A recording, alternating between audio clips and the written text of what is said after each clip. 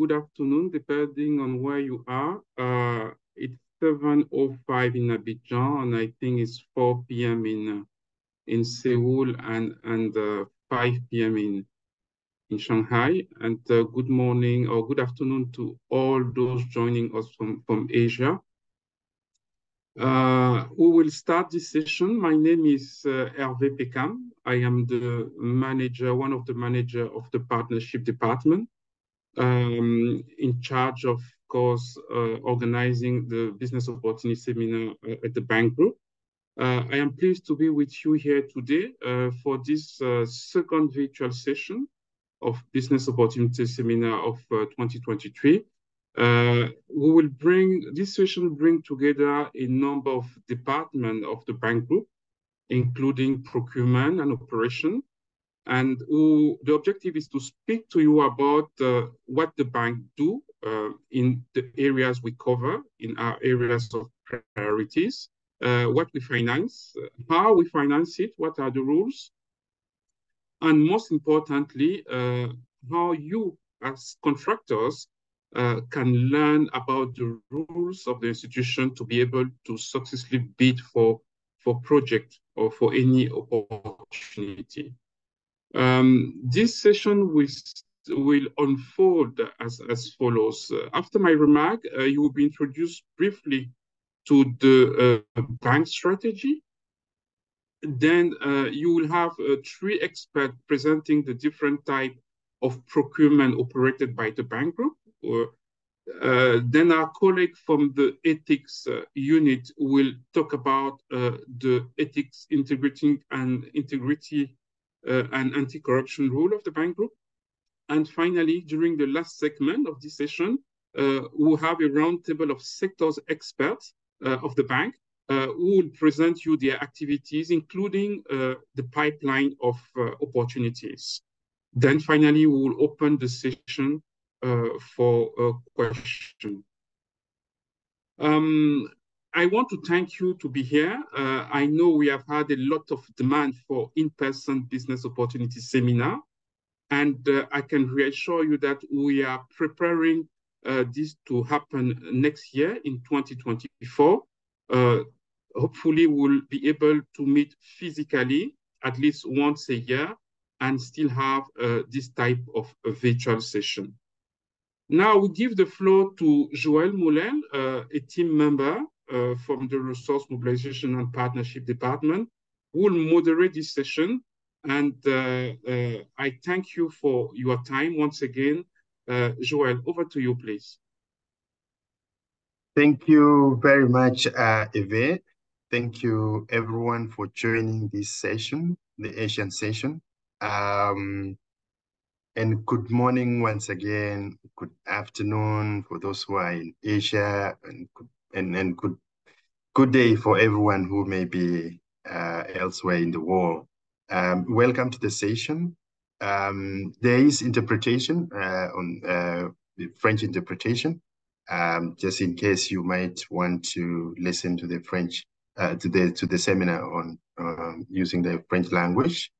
So this session is being recorded and will be available on the POS website with the presentation, and you will receive an email with a link in due time as well. We will welcome some comments and questions at the end of each presentation. And please, you can also use the chat room the chat feature to ask your written questions or raise your hand. And when you ask a question, please specify which country and organization you are from. That would be very useful for us and everyone else. The audience will be kept on mute. We are on Twitter or X these days. They no longer call it Twitter. And please use we have the hashtag AfDB's POS and at AfDB _group. And then we will give you more information on how to contact us. And you can also check that on our website, the POS website, pos.afdb.org, contact. And at the end of the POS, we will ask you to switch your cameras for group screen photo. And that will be, at the end of the session. So without much further ado, let me welcome Ndlovu to give us a session, or as you know, to take us through the bank strategy and operational policies. After that, we will have a brief Q&A, 1 or 2 questions.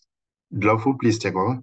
I'm Nonduduzo Ndlovu. I'm a young professional at the bank where I'm with the strategy and operational policies department.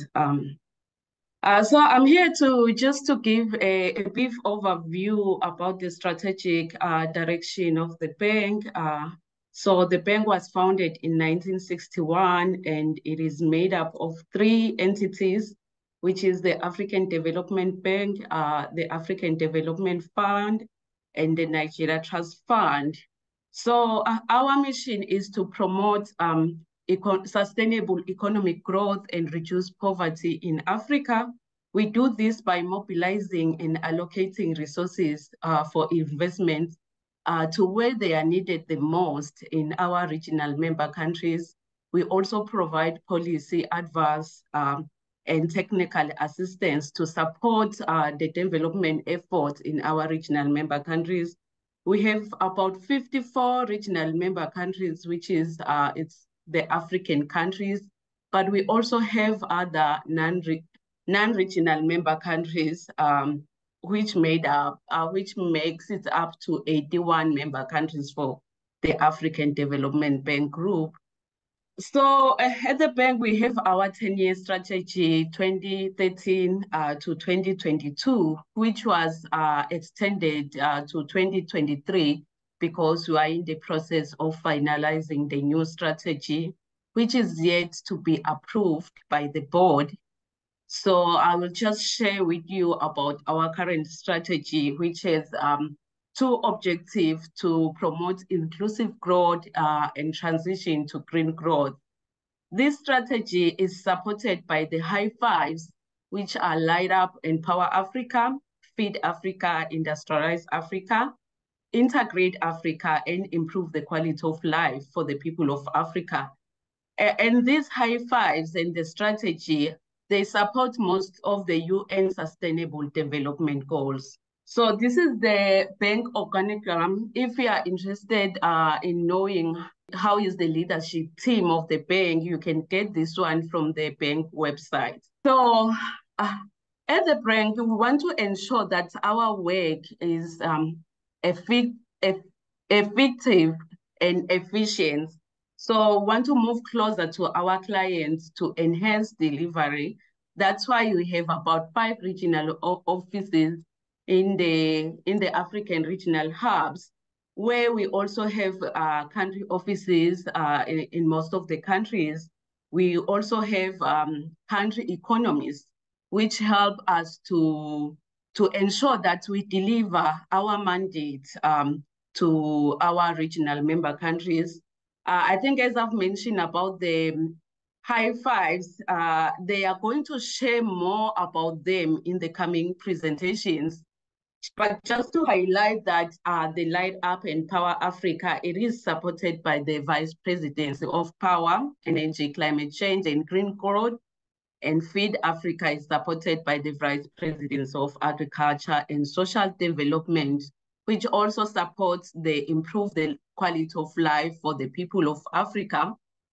Then we have Industrialize Africa, which is supported by the Vice Presidency of the Private Sector, Infrastructure, and Industrialization. But also we have the Vice Presidency for the Regional Development and Business Delivery, who supports all of these high fives. Also mentioned about the regional development hubs that we have. So we also have the fiduciary, safeguard, procurement policy and inspection, and the transition state coordination, and they all support the high fives. I mentioned about the new strategy, which is not yet finalized, but I would just like to share a brief about the focus of the new strategy, which is focusing on the greater selectivity, where we're committed to deliver a fewer but more transformational projects to our regional member countries. We also want to focus on the quality of growth, where we want to ensure that our growth is not just rapid, but it is also sustained, inclusive, more resilient, and green. We also have a strategic approach to the private sector development, as we believe that the private sector is playing a huge role in the development of Africa. That's why I want to combine financing with upstream investment to strengthen policies and institutions, and also provide supportive infrastructure in our regional member countries. We also want to ensure a strong debt sustainability in our regional member countries, because we want them to be able to access affordable finance and manage debt sustainably. We also believe in climate action. We are committed to incorporate climate-informed design into 100% of our investments. That means all our investments are climate-informed. We also ensure that 40% of the resources go into climate finance to unlock regional member countries' access to international climate finance, because the climate finance they are receiving at the moment is not enough to solve the challenges that they are facing. We also want to tackle the drivers of fragility, provide knowledge and expertise to our regional member countries. We are also mobilizing other development finance, particularly from the private sector. We also want to build strong, lasting partnerships. We do have a private sector strategy, as I've mentioned, that we believe that the private sector has a huge potential to play in the development of Africa. So we want to improve the business environment, facilitate access to infrastructure, and promote enterprise development. That's why we have a planned lending for 2021 for the period of 2021 to 2025 of 29 euros in sovereign and non-sovereign operations. Thank you. And Lovo, thank you very much for the presentation. I would like to, is there any question, Fatma? So thank you very much. We can move to the next session, and that is the working with the bank. And this is, we will be looking at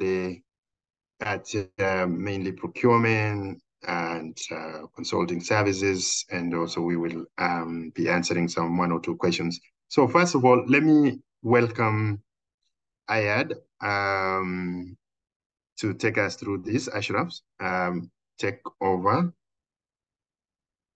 on project procurement. Thank you. Thank you so much, Joel, and welcome to all the participants. Good day to you all.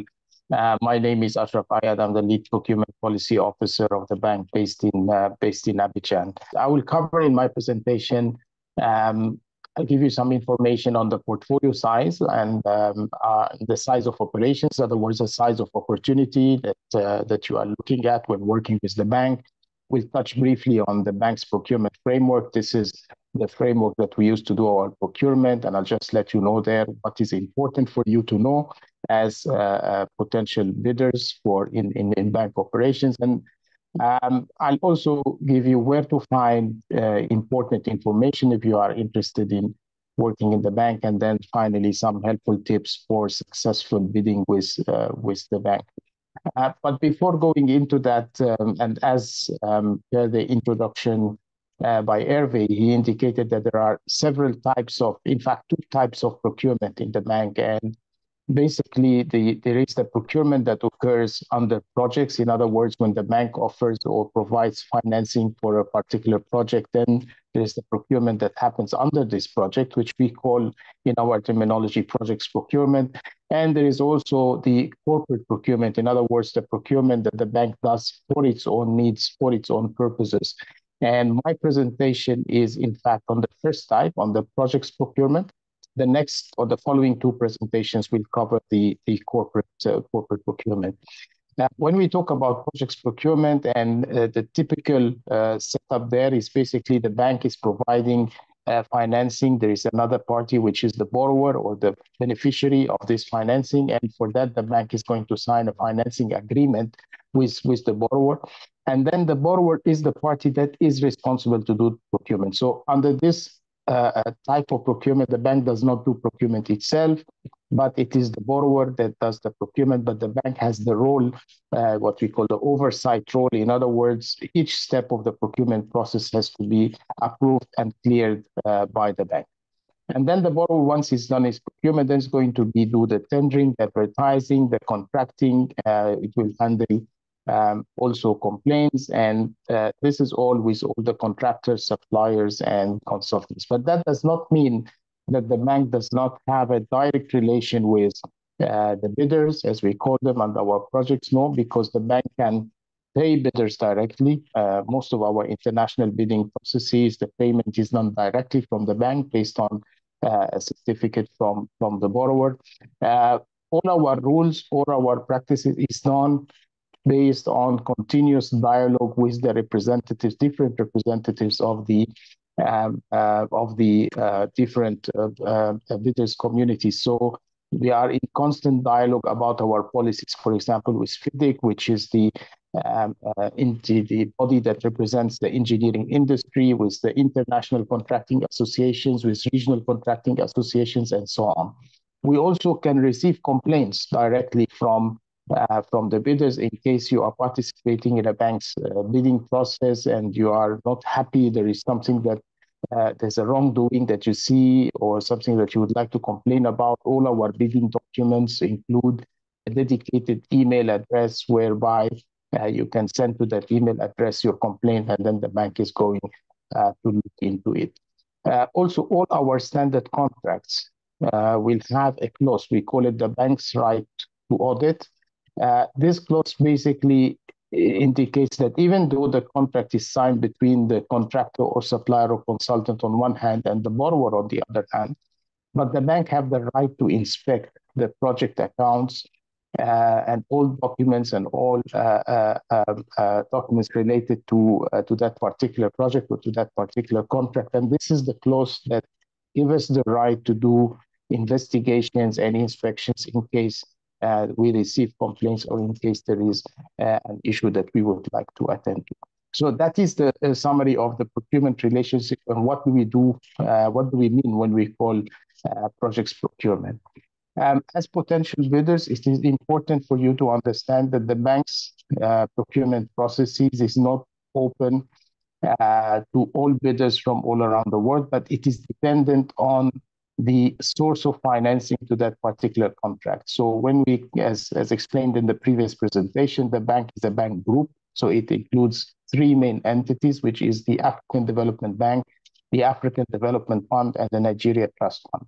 If the contract is financed from the African Development Bank or the Nigeria Trust Fund, then the participation in this competitive process is restricted to bidders from member countries of the bank only. So not all countries, plus the 81 countries that was mentioned in the last presentation. But if the contract is financed from the African Development Fund, then bidders from all over the world, they can participate. How is this important? It is important if you are bidding for a bank process, you need to understand where it is financed from, and it will be mentioned very clearly in the bidding document who are eligible to bid as well. Because it doesn't mean that I am as a main bidder, I'm coming from a member country of the bank that I can participate. Yes, this is true, but also all my subcontractors, all the material that I'm going to provide, all the goods if I'm in a supply contract, all this has to originate from a bank member country. So that's very important to know. When we talk about our size of operations or the size of our portfolio, the bank annually will finance contracts in the amount of between $2.5 to $3 billion each year. But this amount is, and you can see here on this chart that it is, of course, between goods, works, and services. And you notice that works, of course, are the of course, due to the nature of works, it may be of the highest value in this. But the thing is that This only covers our internationally competitive bidding processes. It doesn't cover the national bids, in other words, the contracts that were advertised nationally. It doesn't cover our private sector window. I mean, these figures, just our internationally competitive bidding, so I have to look at it as such. But if we bring in the national competitive bidding, we bring in the private sector window, then we can add to those figures at least $1 billion more. If we talk about the size of the portfolio in terms of numbers, so we are talking that each year the bank is going to finance between 2,500 to 3,000 internationally competitive bidding processes. So this is in fact is the size of opportunity that you are looking at. You can see that maybe the number of contracts in services are a little bit more. They may be around 1,000 contracts each year. And then the number of contracts depending on goods and works will vary depending on the bank's involvement. How do we do procurement in the bank? We do procurement in the bank in accordance with what we call our procurement framework, which in fact composed of comprises of 4 main documents. We have a policy. It's not a large policy. It's just about 30 pages, and it's important for any bidder that is participating in banks processes to read this policy, understand this policy, because it's going to tell you what we can do, what we cannot do, what are the main principles that governs the bank's procurement. Then we have a document called the methodology. This is more directed to bank staff, so that is not really of too much concern to you. But we also have the procurement manual and the procurement toolkit. The procurement manual is in 5 volumes. It's a large document. It really covers all the nitty-gritty details, the procedures of each type of procurement process that we do. And it is just important there if you are participating, let's say, in what we call the open competitive bidding international, if you want to involved in such a process, then you just go to that part in the manual, which will going to be very few pages, and read them so that you understand the rules that we are trying to follow. So in case of any wrongdoings, then you know that we are not following, or the borrower is not following the rules in this case. And if you want to complain, you can do it.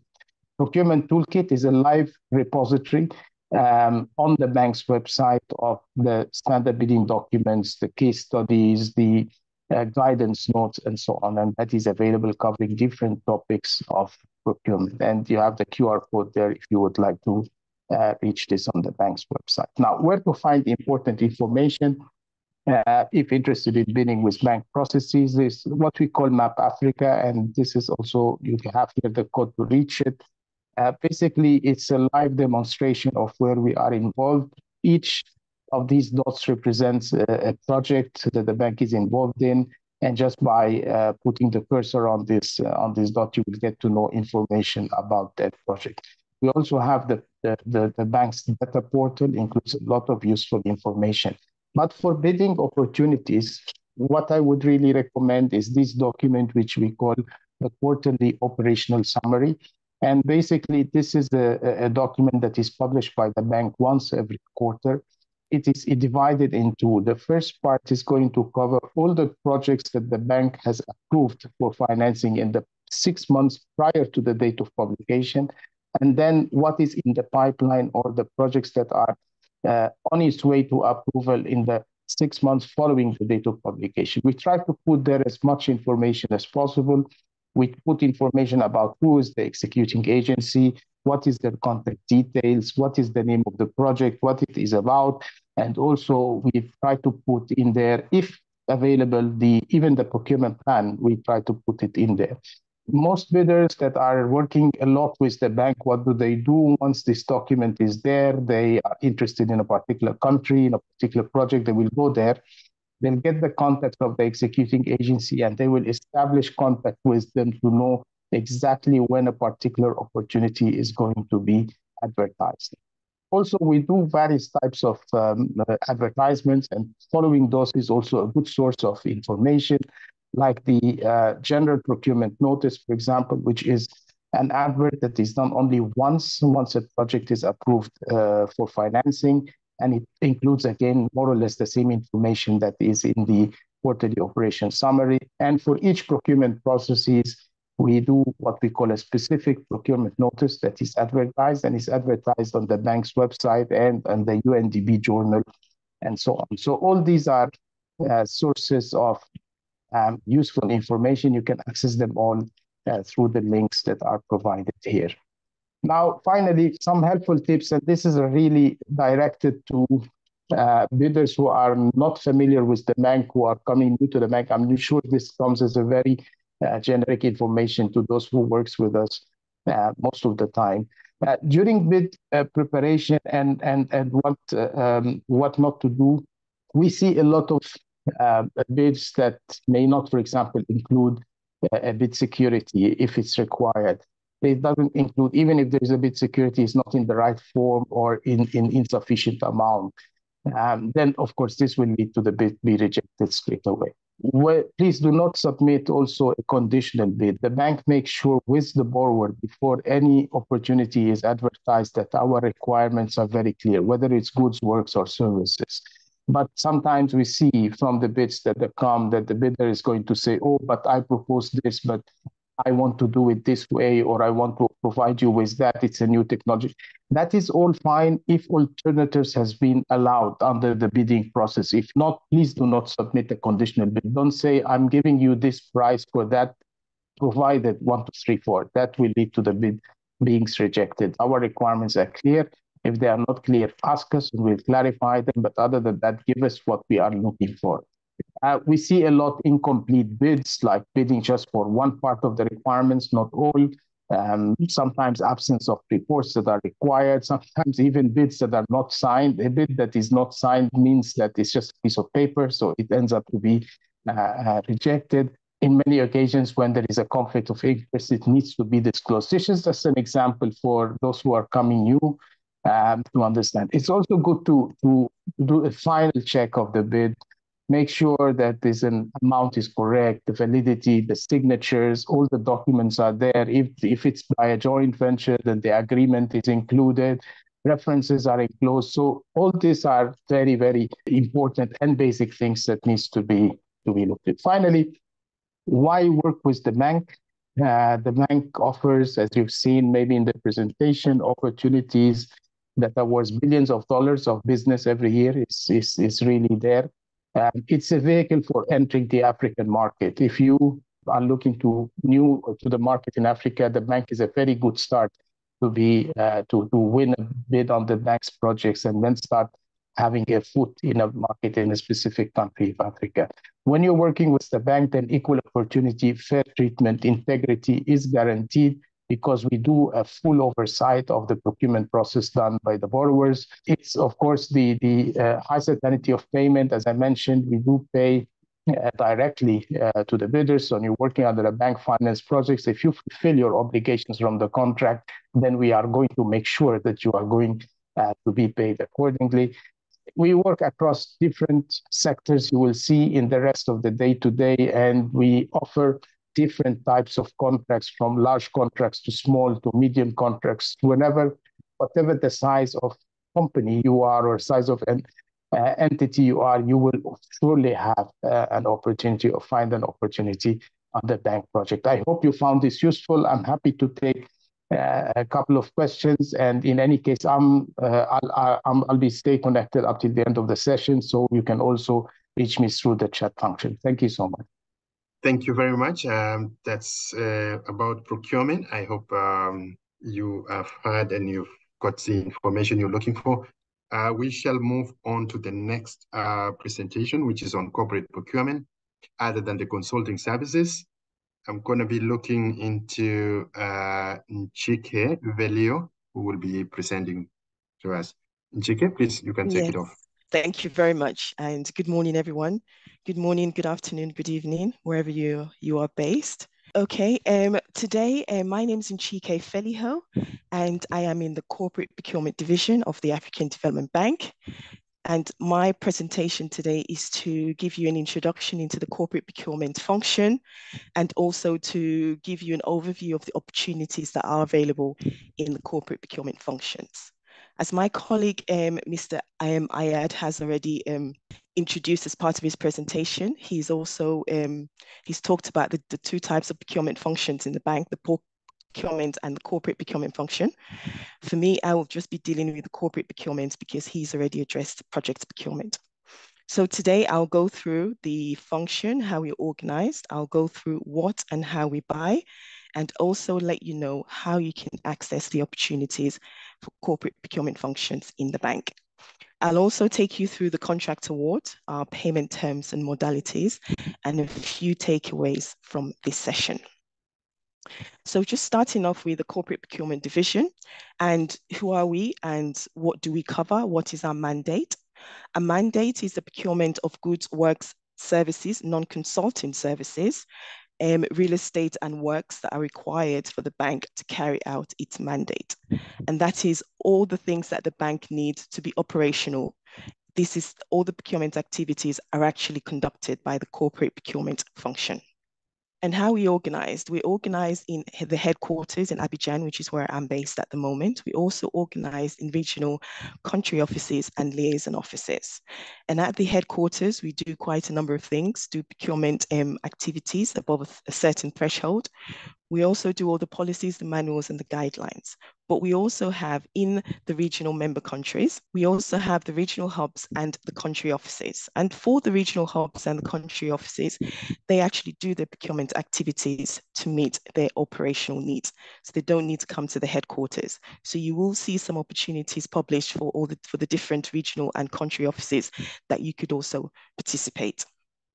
As part of our mandate, we procure goods, services, works, and real estate. So just to give you an idea of the things that we buy for the bank, for the operational needs of the bank, under goods, this can include things like laptops, IT equipment, office equipment. Services, quite a range of services, could be from catering, security, events management services. Works, we do a lot of some works in the regional country offices, whereby we renovate buildings, we rehabilitate buildings. We also do some construction works where we do build offices in the regional and the country offices. And we also have real estate. This relates to property where we lease or we buy property.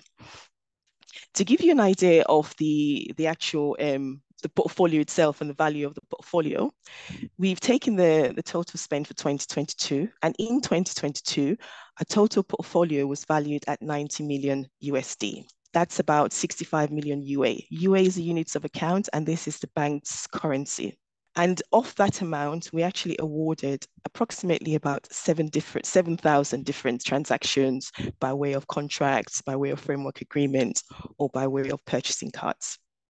So here is just an overview to break down what it is we buy, because we use the general terms, goods, services, works, and real estate. But this is to give you an idea of what we buy and the value of what we buy. We've put this table together that gives you a comparison of 2021 and 2022. So depending on which sector you're in, you can actually see the value of our spend in the different sectors. And just briefly, you would see, right, our biggest spend in 2021, 2022 has been IT telecom equipment, because of course the bank buys a lot of IT different services. We buy hardware, we buy software, we buy cyber, we buy internet services, a wide range of IT services that enables the bank to function and be operational. We also have other big category areas, which are financial services, leasing and rental, and maintenance and security and safety.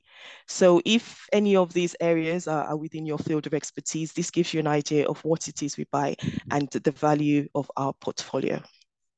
So how do we buy? The bank, when we do our corporate procurement activities, we do that in accordance with the bank's rules and procedures. Of course, we also do that with the basic principles of public procurement. But as far as our framework is concerned, we have our policy, that's our presidential directive. This is actually available on the bank's website. You can access that on the bank's website to see exactly what the policy is, what the do's and don'ts are, and how we actually operate within the framework of the policy. We also do our procurement within the bank's standard terms and conditions. So any eventual contracts or contracting opportunities would be subject to the bank's terms and conditions. So I do encourage you to be familiar with the bank's terms and conditions, because if you're awarded with a contract, you would have to be subject to the bank's terms and conditions. Within our contractual package, we also have the supplier's code of conduct, and that's to ensure that all suppliers maintain the highest ethical practices and conduct when doing business with the bank.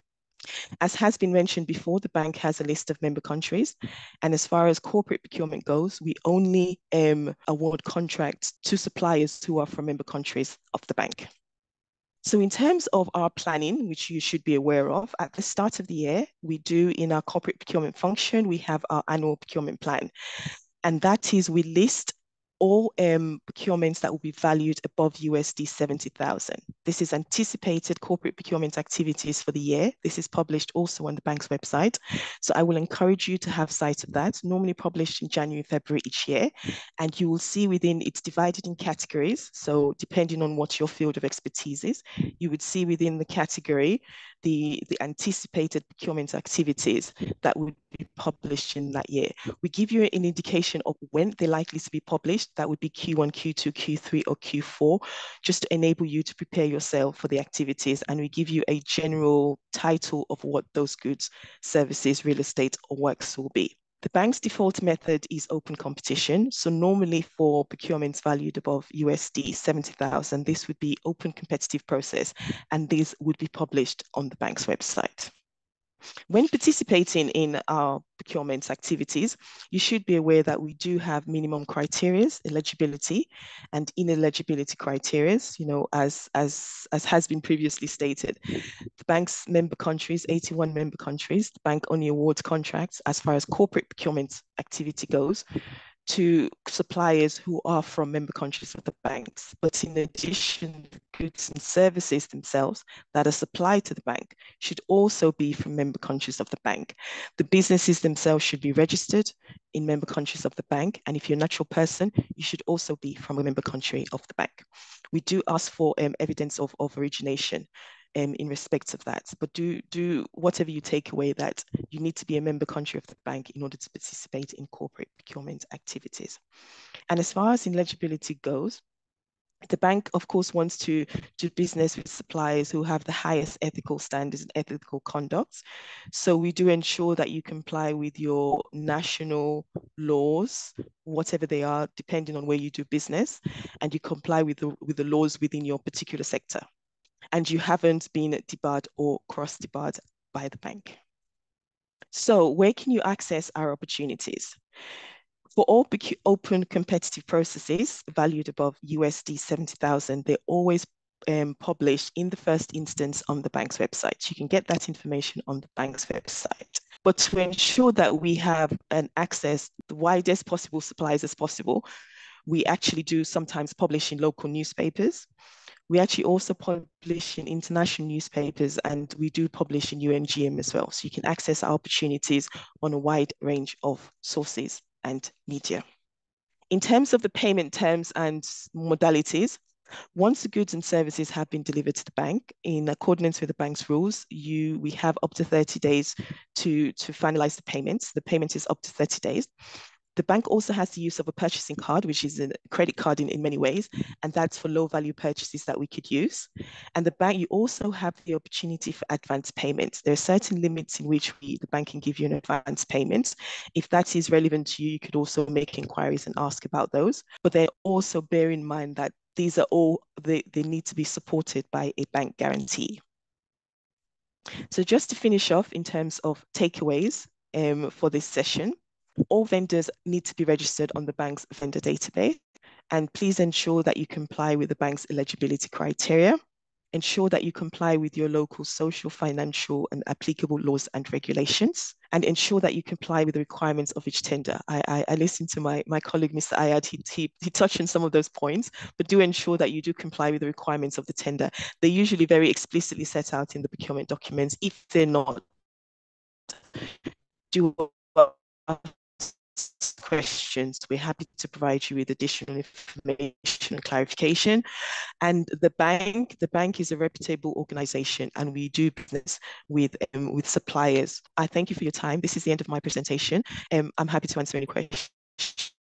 I'll be here to the end of the first session. So if you do have any additional questions, please feel free to ask. Joel, thank you. Chike, thank you very much. That was great. Very good information. I'm trying to see whether there are any questions. I think there is one question. Could you please introduce one main project on IT, telecom, equipment, procurement? There are projects together with your safety, Harrison. And then I think does AfDB project need ECA, ECA, that is Export Credit Agency? That's unfortunately, I can't give you any details with regards to contracts for specific suppliers. But in terms of a general IT project, we can buy, IT equipment for the offices and for staff, internet services, IT box, internet connectivity. That's a general overview of the types of IT and telecom equipment. Video conferencing facilities as well we can do. But unfortunately, I can't give you any specific with regards to specific providers. All right, thank you. And Chike, this is the last part of the question. Do you want to address it as well? Does AfDB project need Export Credit Agency? Or Ashraf, any of you?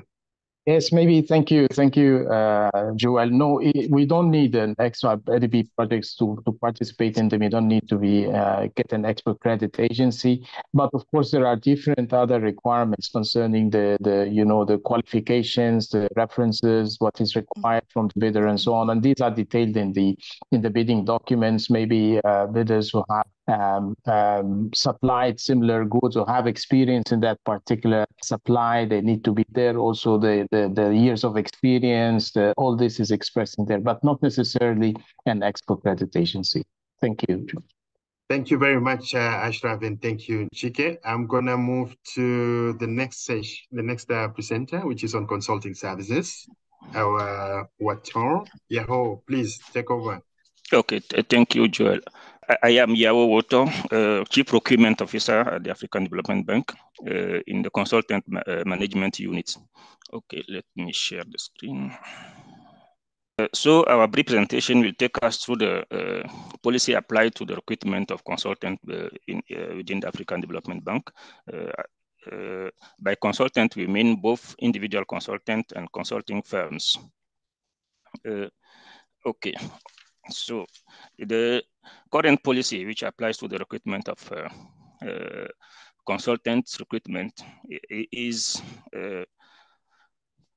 handled by, is covered by the Presidential Directive, the Presidential Directive 07/2022, which was approved by the President of the Bank in June 2022. The policy covers the purpose and scopes of recruitment processes, general considerations, the procedures for recruitment, the remuneration policy for consultants, the levels of approval and signature of commitment documents, contracts, and addendums. And it also defines the roles and responsibilities of the various departments and units involved in the recruitment of consultants. Okay, the policy aims to hiring consulting services of high quality through competitive procedure. The competitive procedure is the default method, and single sourcing is, of course, exceptional. So while going through this process of recruiting consultants through a competitive procedure, through competition, we should ensure that we really meets the requirement of transparency, fairness, equal opportunity, value for money, and also we should achieve economy and efficiency throughout the process. The policy applies to contracts funded by the bank administrative or capital budgets, as well as to contract funded by the funds from development, finance, or health institutions, which have an agreement with the bank. So to be eligible as a consultant under the bank policy, an expert should be a national of a member country of the bank, he shall meet the conditions of qualifications prescribed by the bank. In addition, the minimum required in terms of experience is 5 years to be for regular consultants. For consulting firms, they shall have been incorporated in a member country of the bank, in which they have their principal place of business. The majority of the capital shared shall be held by nationals of member countries of the bank. And in addition, the conditions and specifications described in the terms of reference must be met. The bank also recruits a special category of consultant called junior consultants. So junior consultants are graduates from member countries who should possess at least the master's degree and have 2 to 4 years of relevant experience in the area of the contract, and they should be they should have less than 32 years of age. The recruitment of junior consultant is always done through a competitive procedure. So as I mentioned, we have 2 main procedures that apply. The recruitment through a competitive procedure, which means that before recruiting a consultant, there is the user unit, the hiring department must prepare very comprehensive terms of reference and prepare a request for expression of interest, which will be published on the bank website. And for international consultant, in addition to the bank website, it's required to publish the notice on the United Nations Development Business Online platform. So exceptionally and under certain conditions clearly defined in the directive, a consultant can be recruited through direct negotiation. So for the remuneration of consultants, individual consultants are normally remunerated, paid on a daily fee basis or on a monthly lump sum basis for medium and long-term assignments. So this is something to determine after having prepared the terms of reference. The user unit will estimate the amount of the contract and will clearly decide whether the consultant will be paid based on a daily fee or a monthly lump sum. And the financial offer will be then later requested from the top candidate, the top selected candidates, the most qualified candidates before negotiating the contract. For consulting firms, their remunerations is based on the negotiated financial proposal that they have submitted. In the bank, there is a unit which is in charge of daily monitoring of the recruitment processes by the various user units, because the process is very decentralized. Each department has the responsibility of handling the process and signing its contract, but they have to follow the rules. They have to meet the to comply with the policy in place. So the consultant management unit is in charge of monitoring the implementation of the PD, the presidential directive, by user units. We provide technical assistance and training to user units, and we have the responsibility of developing the required mechanisms and tools for wide dissemination of information on consulting services opportunity, and also the result of the selection process, because not only the request for expression of interest is published at the beginning of the process, but also we have the mandate to make sure that at the end of the process after the signature of the contract, the outcome, the result is also published for the sake of transparency. There are internal regulations with regard to the signing and approval of the various steps throughout the selection process. So all decisions on the acquisition of consulting services shall be made in accordance with the delegation of authority metrics in force. Actually, the one in force, the one of 2021, that must be respected by each hiring department. Coming to the figures, we should say that about 100 million US dollars is spent annually on recruiting consultants. And these concern consulting services of intellectual nature, both individual consultant and consulting firms. From 2019 to 2021, the bank has signed for a number of contracts which are specifically for 2019, 2,376 contract, 2,450 in 2020, and in 2021, more than 2,300 contracts have been signed. This includes both contract and their respective amendments. In 2022, the total amount spent by the bank on consulting services, on hiring consultants, was around 93 million of unit of account, which is still around 100,000 US dollars. So a lot of money is spent on this, and the bank really pay attention to the processes to make sure that it's transparent, and any qualified consultant should not be excluded from the process without due justification. Before being eligible to be awarded a contract, a consultant must be registered on the bank website through the bank system. This applies to individual and to consulting firms, and the link is provided there in the presentation that will be shared. So this is what I would like to share with you concerning the recruitment of consultants. Thank you very much. Mr. Yaho, thank you very much. That was very informative on consulting services for consultants. So I'm trying to see if there are any questions. We're going to go into the next session. Everybody, good afternoon, good evening. I'll be sharing with you on integrity due diligence, integrity and anti-corruption, and what the bank expects when anybody comes to the bank for funding. So I'm gonna start by just explaining briefly what the Office of Integrity and Anti-Corruption is all about. It has two divisions, that is the Integrity and Prevention Division and the Investigation Division. The names are self-explanatory. First one is on prevention, the second one is on when things have gone wrong. So there is a summary of what this office does.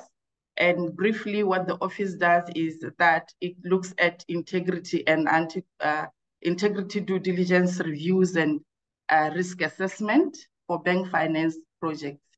And therefore, as a result, this office looks at anti-money laundering and counter-financing of terrorism, including counter illicit financial flows, and also at the tax standing of any entity that requires funding from the bank, and a general due diligence to know who the ultimate beneficial owners are, to look at the political exposure, and to assess any civil, criminal, and regulatory background issues that may have impact on the projects. And also further when the projects are ongoing, this office looks at those ongoing projects to identify any existing risks or vulnerabilities that may hinder the project in terms of integrity issues.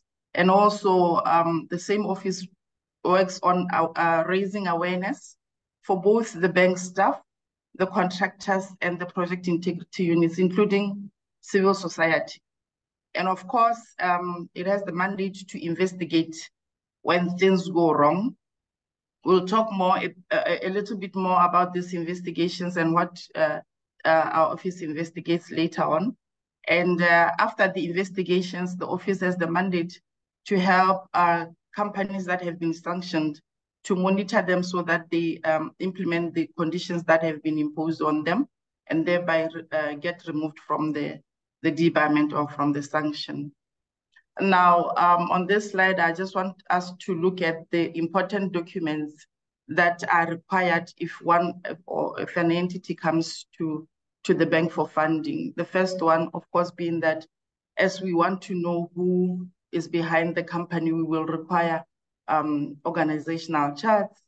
We will require to understand who the directors, the beneficial owners, and the principal officers are.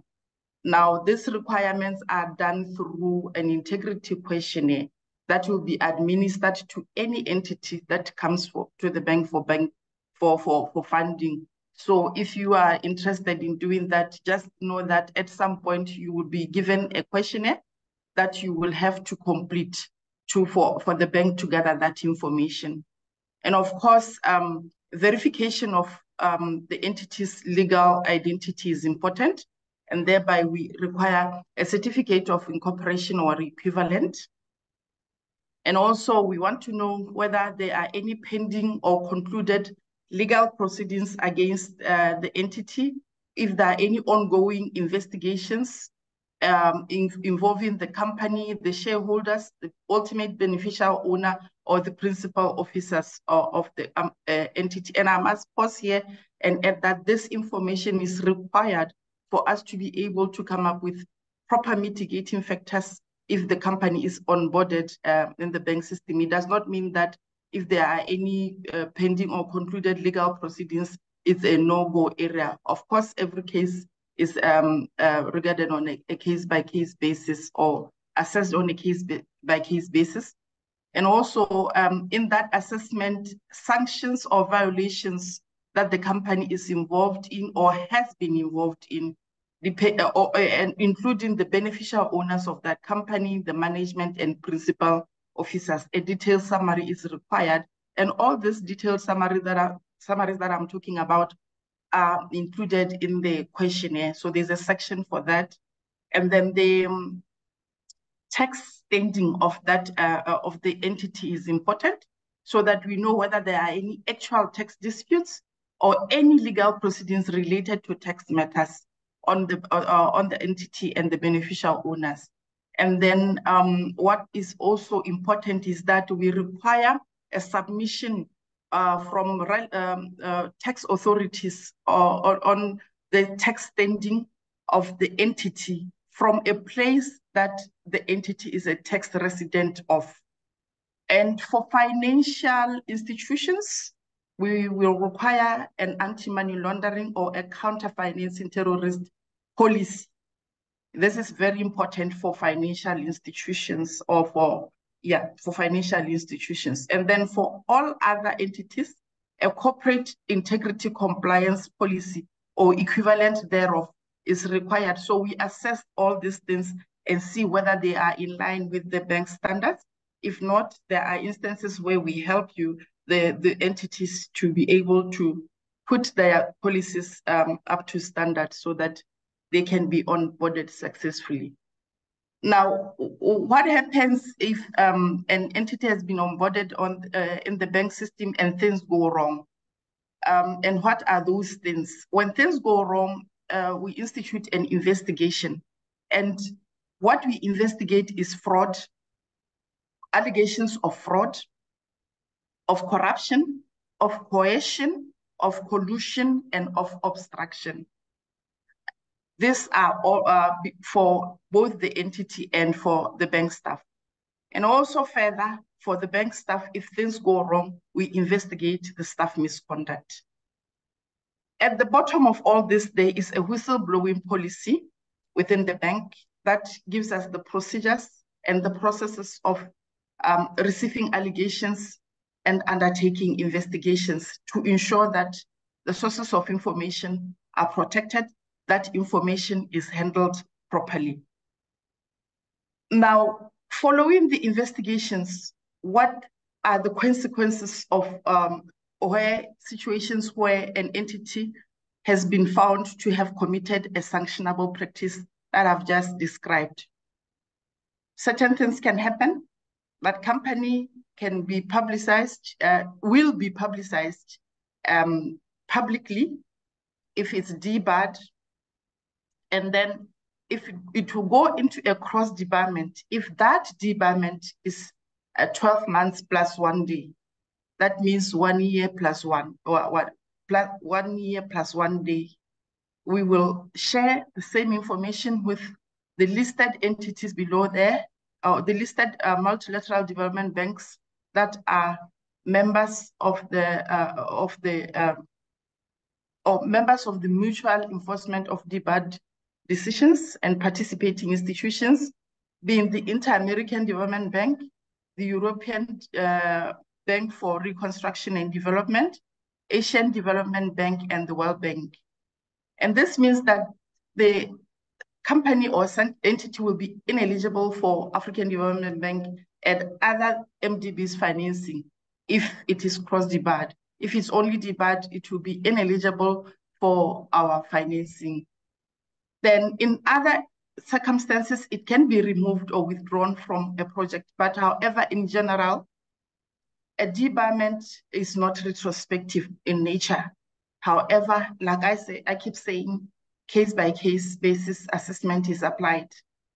And for that entity to be removed from a debarment, they may be subject to conditions that have been imposed at the time that they are sanctioned. And those conditions have to be met before it's removed from the sanctions. And then the sanctions also may affect affiliates and subsidiaries depending on what the conditions are. Now, there are also some instances where entities have been investigated, but because the investigations of the African Development Bank are administrative, then those are referred to national enforcement agencies for further action. Now, following a debarment or a sanction and the listing of the same entity, it means that there will be conditions that are imposed by the sanction, and those conditions have to be met. This is where now the Office of Integrity and Anti-Corruption can come in and help to monitor the company through what we call a compliance program of the debarred companies, which basically means that the AfDB will help you to improve business integrity through an implementation of a compliance program. And in that compliance program, the expectation is that it should be driven from the top with a very clear tone from the top on responsibilities and oversight of due diligence framework on the employees of those companies and what the company does with the third parties, and the policies on politically exposed persons that they deal with, and political contributions that the same company could be making to wherever they are operating. And also a very clear policy on what happens with records, because for business integrity and anti-corruption in general, record keeping is very, very important. Now, also, the other expectation is that when a company is going through a compliance program, it should be able to undertake risk reviews on how their processes are working and whether they are aligned to the standards that the bank have developed. And then it also has a duty to train its employees and a duty to report on the processes and the progress of the compliance monitoring. At the end of all this, then the entity will be eligible to apply for a removal from debarment or removal from sanction. And an assessment will be conducted, and if it's satisfied with the conditions, it will then be removed from the sanction. Now, I know that I've said quite a mouthful in a very short period of time. So there are our contacts. If you need further information, further discussions, do not hesitate to contact us. We are available. And thank you very much for listening. I'll be here waiting for questions on clarity or any questions related to what I've just said. Thank you. Over to you, Joel. Thank you. Thank you so much. It's been a very informative session on integrity and anti-corruption. Thank you very much for the presentation. That was really good. I guess our participants may be able to reach out to our colleagues at Integrity and Anti-Corruption just in case they have further questions, because I don't see any question at the moment. We would have welcomed if there was one or two questions, but that's fine. We are going to move into the next session, which is a number 3 session. It's a roundtable with the bank group sector experts. This is with quite a number of sector colleagues on industrial and trade services, NSO private sector, and so many of them, agriculture, water, human capital, youth and skills development, and all that. So maybe to start off, we start with the industrial and trade services, and let me welcome Kene. Welcome, Kene. Morning, Joel, and morning, afternoon, everybody. My name is Kene Obianaga, and I work with the industrial and services team that is part of the private sector. So just to begin with, like I said, the industries and services team is part of the private sector. And basically what we do is we fund private sector projects. Our mandate is to stimulate private sector growth, as we believe that that is a significant part of channeling Africa's growth. Now, as my colleagues have already talked about in terms of the high fives, we are Industrialize Africa. And basically what we do is there are 6 pillars to our department. Now, the first is basically fostering successful industrial policies, whereby the bank provides policy advice and technical assistance to governments. Secondly, we also attract funding into infrastructure and industry projects. The bank contributes new and additional funding for programs that are able to boost GDP. And we are also able to attract investors to projects that would need significant investment. So basically what we do is we act as a catalyst to attract investors to projects. We also typically work with governments in growing effective capital liquid market. The bank is basically able to improve access to market finance for African enterprises by advising governments and stock exchanges and regulators in that light in a bid to develop the liquid capital market. What we also typically do is we promote and drive enterprise development. We promote strategic partnerships, and we also help develop efficient industries across the continent. So in terms of the sector overview, we've basically classified it in 3 tiers. So the first tier, what we have is agro industries, textile, gas beneficiation, pharmaceuticals, and ICT. Now, when we classify these classifications are based on sectors that we believe are quite significant on the continent, or where we believe there's significant room for growth. And then in tier 2, we have consumer goods, mining, hospitality, building materials, and retail. And then you have tier 3, where it's automotive, machinery equipment, consumer durables, and chemical logistics. Now, I guess what I should highlight is that these tiers are basically more from an internal perspective. We are very much happy to look at any transaction within any of this space, and we obviously would give it an equal amount of review. So no, we don't specifically have a preference, but from an internal perspective and based on what we've seen in the market, these are the industries that we believe have significant potential to contribute towards Africa's growth in the private sector. Now, in terms of also looking at these transactions in this sector, what we typically look at is macroeconomic impact. You would see things that, especially from a DFI perspective, we're looking at social economic growth and sustainability. And as such, we would be looking at projects that have or contribute significantly in terms of job creation potential, revenue creation potential, and also sustainability of future trends.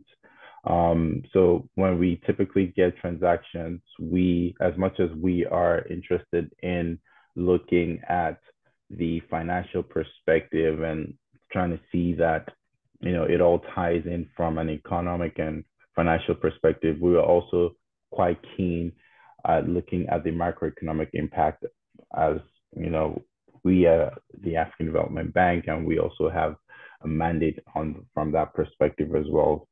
So in terms of the multidisciplinary approach to financing, the bank has a few of them. What we specialize in is bank debt and loans. So what we typically do is we are able to provide both corporate financing and project financing, depending on what kind of project this is.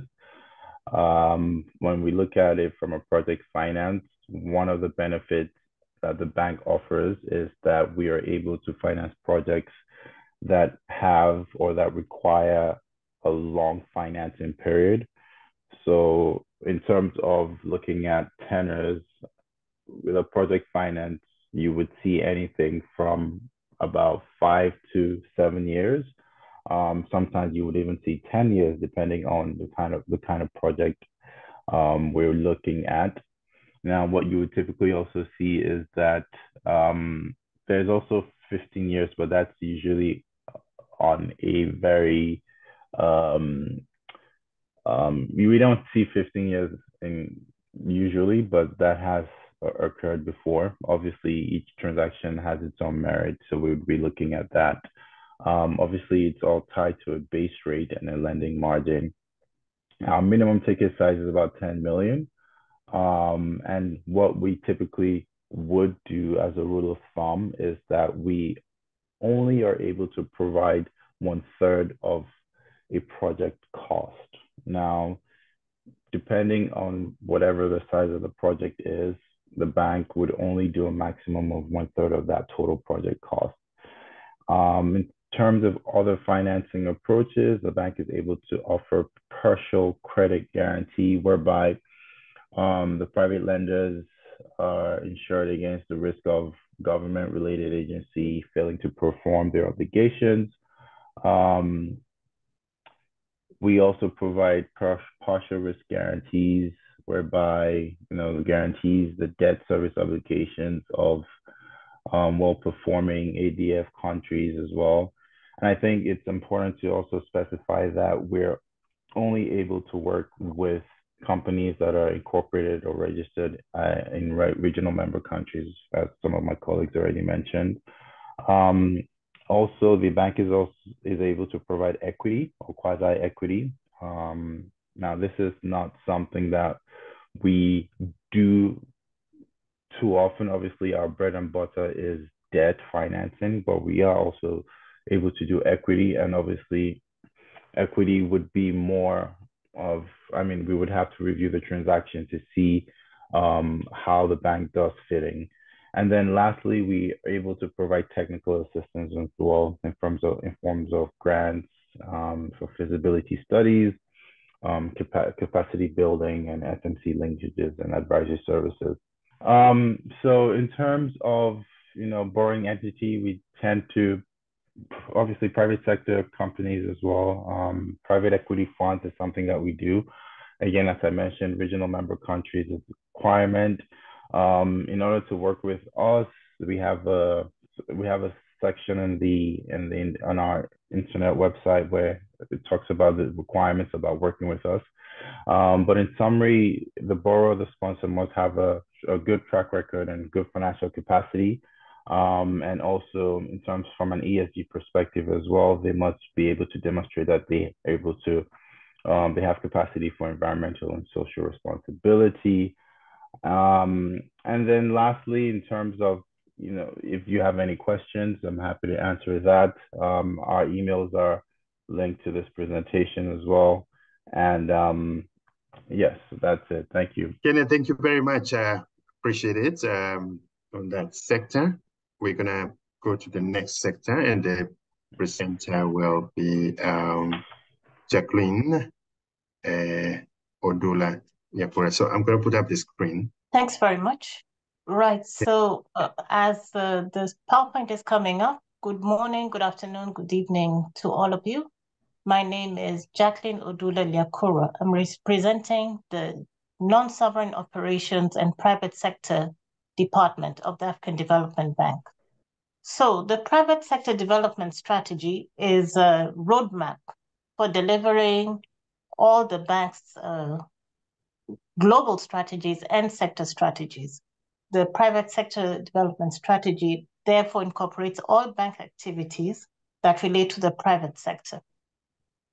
So private sector development, as most of you are aware, contributes to development outcomes, and in Africa generates 90% of formal employment and accounts for 70% of output and owns up to 70% of total investment. Not surprisingly, private sector development in Africa is subject to external changes, political, socioeconomic, technological, and environmental factors. These also portend some opportunities. They allow further diversification of financial and trade partners. There are now new markets, and there's increasing domestic demand spurred by urbanization and a growing middle class across most African countries. There is now expansion of regional trade with the onset of the African Free Continental Trade Agreement and the lure of the fourth industrial revolution that promises digital transformation. Associated challenges that are with us every day and are increasingly evident are in particular related to climate adaptation and mitigation, growing insecurity related to terrorism, and the disruption caused by COVID-19 that are lingering till today. Internally within the bank, we've had to change our delivery model, as mentioned in the earlier strategic presentation, so that we're closer to our clients.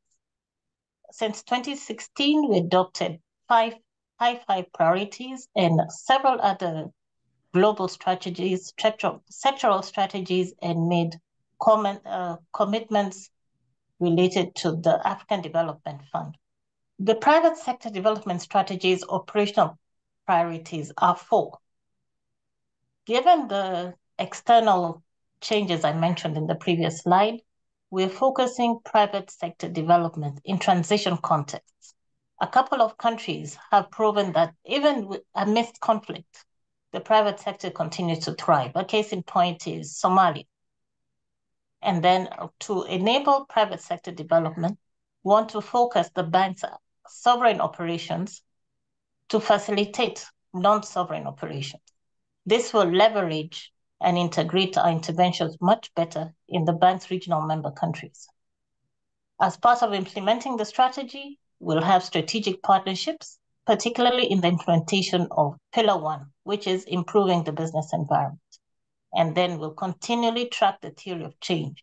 We'll adapt interventions to each sector and each country, and this will establish a result chain of how and why an intervention expects to reach its intended outcomes and impact, aligning with individual countries' strategy papers. So to wrap it up, here are our planned lending targets. We started in the year 2021. For sovereign operations, it is 15.7 billion units of account. Non-sovereign operations are lagging behind, but picking up, and we expect to reach a total of 25.2 billion units of account. These figures will change because, as it was mentioned earlier, the bank is launching a new 10-year strategy, hopefully early in 2024. So we'll expect some adjustment as we go along. So these are our contacts. Please feel free to contact any 3 of us in the strategy team. My name is Jacqueline Odula Liakura, and I stand ready to answer your questions, if any. Thank you. Jacqueline, thank you very much. And for the participants, those are the contacts. You can also reach us through our website, on the POS website, in case you missed that. We're going to go into the next presentation, which will be done, which is the Urban Development and Infrastructure by Papachi Mokheti. Good morning, good afternoon, everyone. Good evening, everyone. My name is Babati Mokheti, Senior Urban Development Officer within the bank. I'll be making a presentation on the Infrastructure and Urban Development Department. It's a department within the bank which has 4 divisions and 3 regional offices. The Nigeria and West Africa region, the North Africa and Central Africa region, and then the East Africa and Southern Africa region. Then we have the Transport and Logistic Department, or division, sorry, and then Urban Development Division, and then Private Partnerships, Infrastructure Private Partnerships Division, and then Transport Division and Operations or Non-Sovereign Operations. I think the mandate of the division or Department of Infrastructure is to contribute to the sustainable economic development and social progress in our regional member countries, coordinate the bank group's commitment in promoting sustainable urban development and infrastructure development across Africa, and then support the efforts of our regional member countries to ensure effective management of urbanizations. As my previous presenters already mentioned, that urbanization is one of the key issues that we need to tackle. And I think the goals, I think that from the department is to do provide consulting, technical assistance and expertise services, technical support on financing for planning, preparation and implementation of programs, and then supervision of the implementation of the complex programs and projects. So I think on the strategic orientations, I think as we do the sustainable and resilient transport logistics, inclusive integrated transportation, as an engine of growth, it contributes towards the 10-year bank strategy and the high five that we initially mentioned, and also addressing the sustainable development goals and also the Africa Free Trade Continental Agreement. Looking at our portfolio from the urban development, infrastructure and urban development, I think for 2023 lending, I think we had 32 projects at an estimate around 2.15 billion units of account that are planned for 2024 compared to 1.5, which was for 2023. And I think 2024 will witness more diversified program compared to 2023. As you can see, the IOP of 2024, we have 32 projects, of which West Africa has 43%, East Africa 28%, Central 7%, South 11%, and North 11%. And these projects are across various sectors.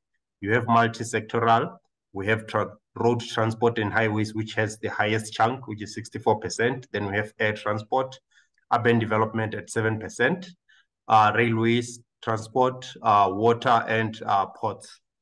And then looking at I think the share in terms of financing from the financing windows, AfDB, public and ADF, it's 80%, and then private sector takes 20% of the 2.1 billion. So I think at the bottom is just basically the revised 2023 lending. As you can see, I think the difference from 1.52 to now where we are at 2.15 billion units of our accounts.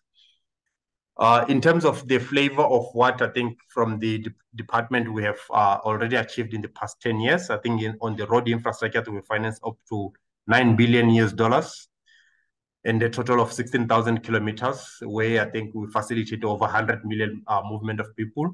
In terms of transportation, it's around almost $1 billion, that's $900 million.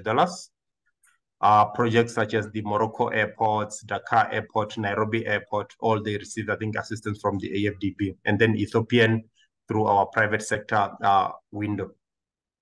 On the rail transportation, I think we stand at $1.2 billion for the past 10 years. Typical examples of those is the extension and modernization of the Moroccan railway network at 500 million, which was invested since 2010.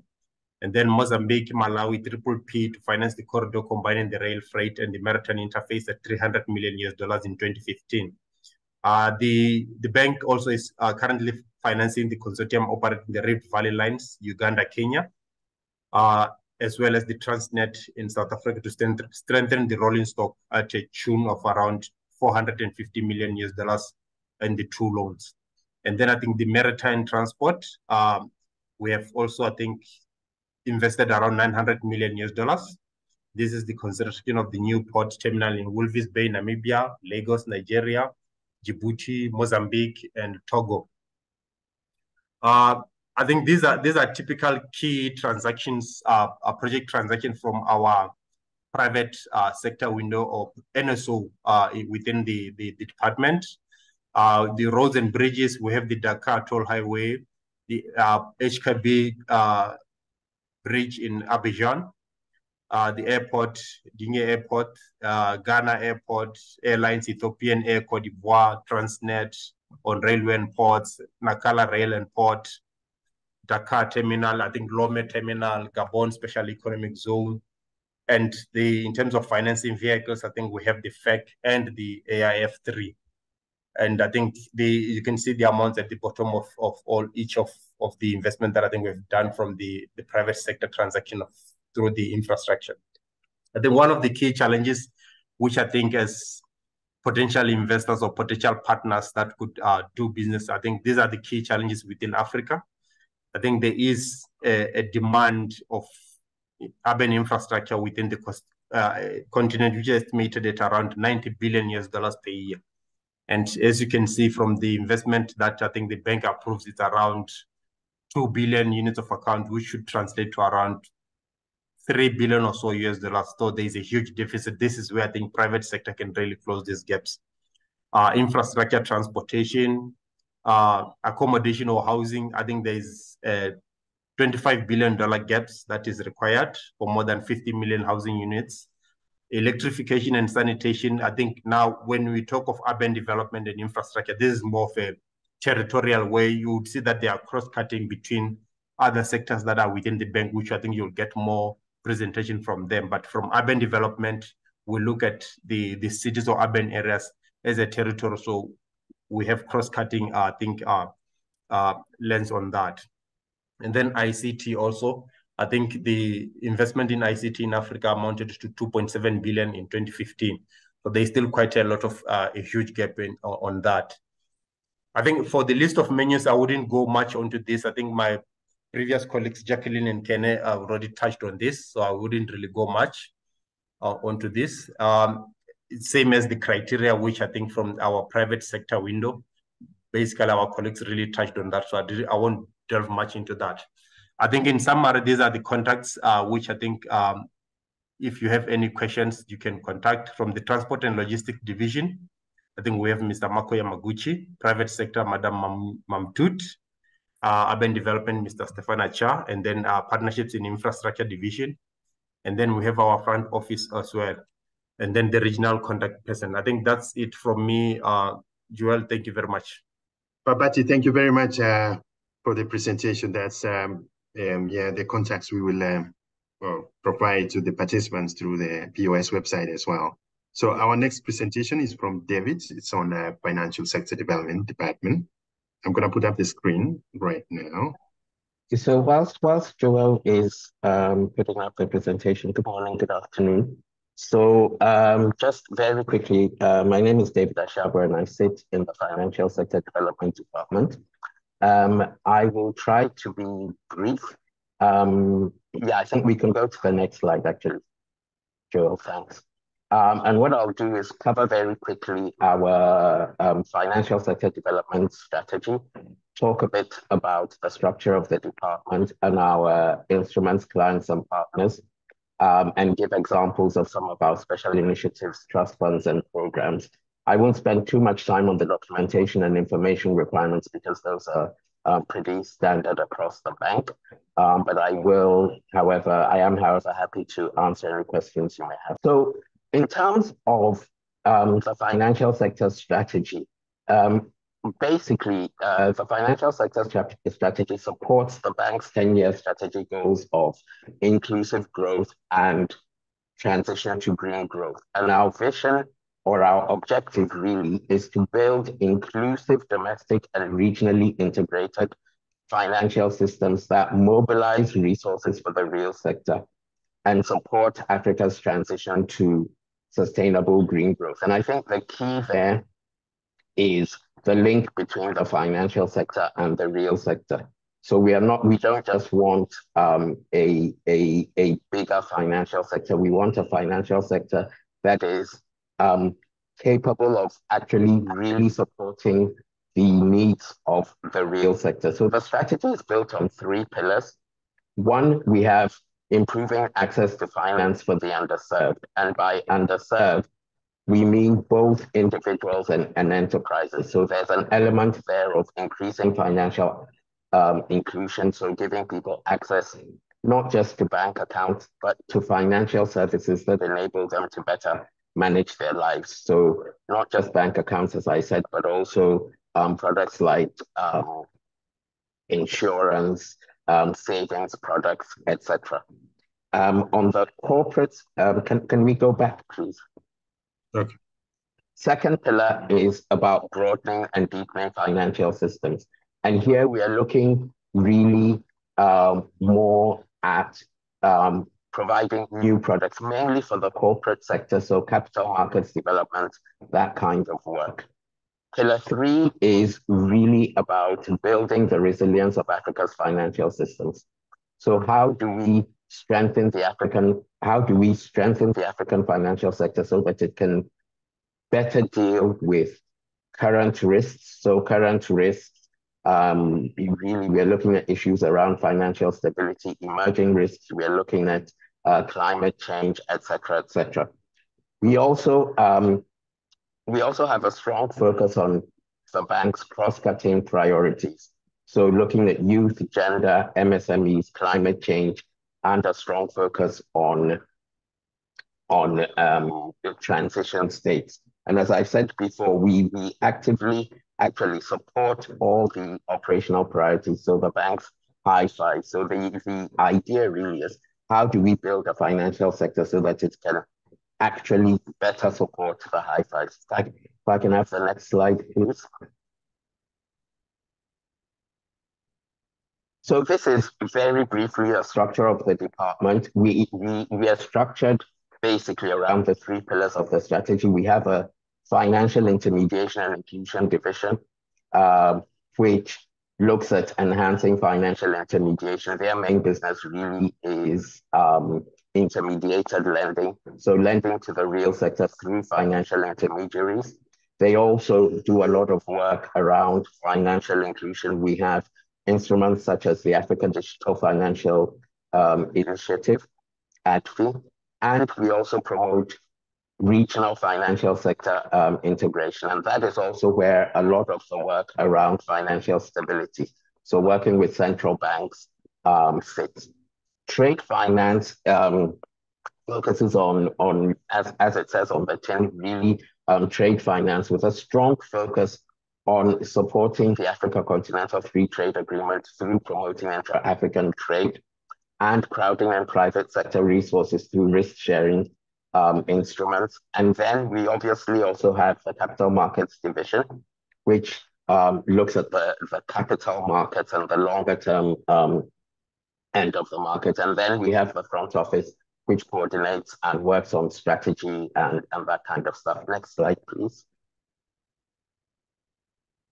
So our instruments are loans of credit, lines of credit, local currency loans in some currencies. As you probably know, the bank does do local currency lending, but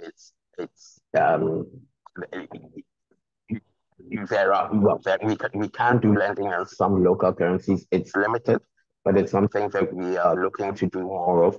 We do guarantees and risk management products. We have soft commodity financing facilities, equity investments, technical assistance, policy dialogue, and knowledge work.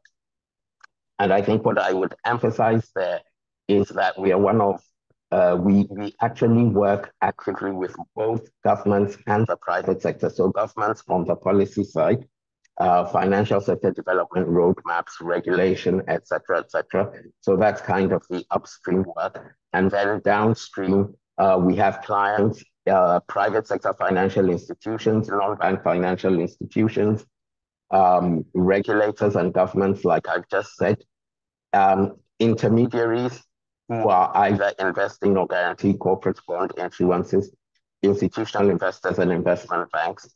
And we also have, we also do work with private equity funds and some venture capital funds. Regional and national development banks are there because we believe that they occupy a special place in the financial sector landscape. We also work with central banks, international banks, stock exchanges, regulators and policymakers, as I've said before, and also AfDB's, DFIs. And there again, you have the national and regional development banks. Next slide, please. So examples of special initiatives and trust funds. We have the Africa SME program, which aims to support financial intermediaries to provide relevant financing to SMEs. So it's a USD 125 million facility, and it comes with technical assistance. And it's a strong focus, as I said, on SMEs, and particularly in transition states and other smaller markets. We have the Boost Africa program, which is a 170 million facility in partnership with the European Investment Bank and the European Commission. And Boost Africa really aims to support the entrepreneurial value chain through building up the venture capital ecosystem. So we work with, or we invest in funds, there's a technical assistance facility, etc. We have the Africa Digital Financial Inclusion Initiative, AfDB, which I mentioned before, which aims to support the acceleration of financial inclusion through the expansion of digital financial services. AfDB works with both the public and private sectors. And then finally, we have the Capital Markets Development Trust Fund, which is focused on strengthening capital markets institutions and enabling environments. Next slide, please. So yeah, documentation and information requirements, I think these are fairly standard across the bank. I won't go through all the details in the boxes, but I think we look at 4 things. First of all, client and commercial viability. We do the normal integrity due diligence, which my colleagues have spoken about before, environmental and social safeguards, and also strategy alignments. And I think one of the most important things here is around strategic alignment, because as I said before, our focus is on helping the financial sector to better support the real sector. So we are moving towards doing more and more focused lending and actually trying to move the needle. And what do I mean by when I say move the needle? I mean, if we are giving you 100 million facility, we want to know where 100 million is going to go. We want to know what sectors it's going to go to and ensure that there's a real need in those sectors. Those sectors are aligned with the bank's priorities. But I think more importantly for us, it's about being catalytic. So we want to see, for example, if you came to us and you said, we want 100 million to invest in agriculture, we want to know how much you're lending to agriculture today, and we want to see that lending either in absolute numbers or as a percentage of your portfolio. All these things are subject to discussion. We want to see that lending increase by a certain amount, not only during the life of our facility, but also beyond. And I think that's my last slide. So I'll stop there and obviously happy to answer any questions. Thank you very much. Thank you, David. I'm going to call upon the next presenter, our colleague from the water. We're changing a little bit just because of some technical issues. Mercuria Asifo, please, if you can. Good morning, good afternoon, and good evening also for some who are also in the other part of the world. My name is Mercuria Asifo.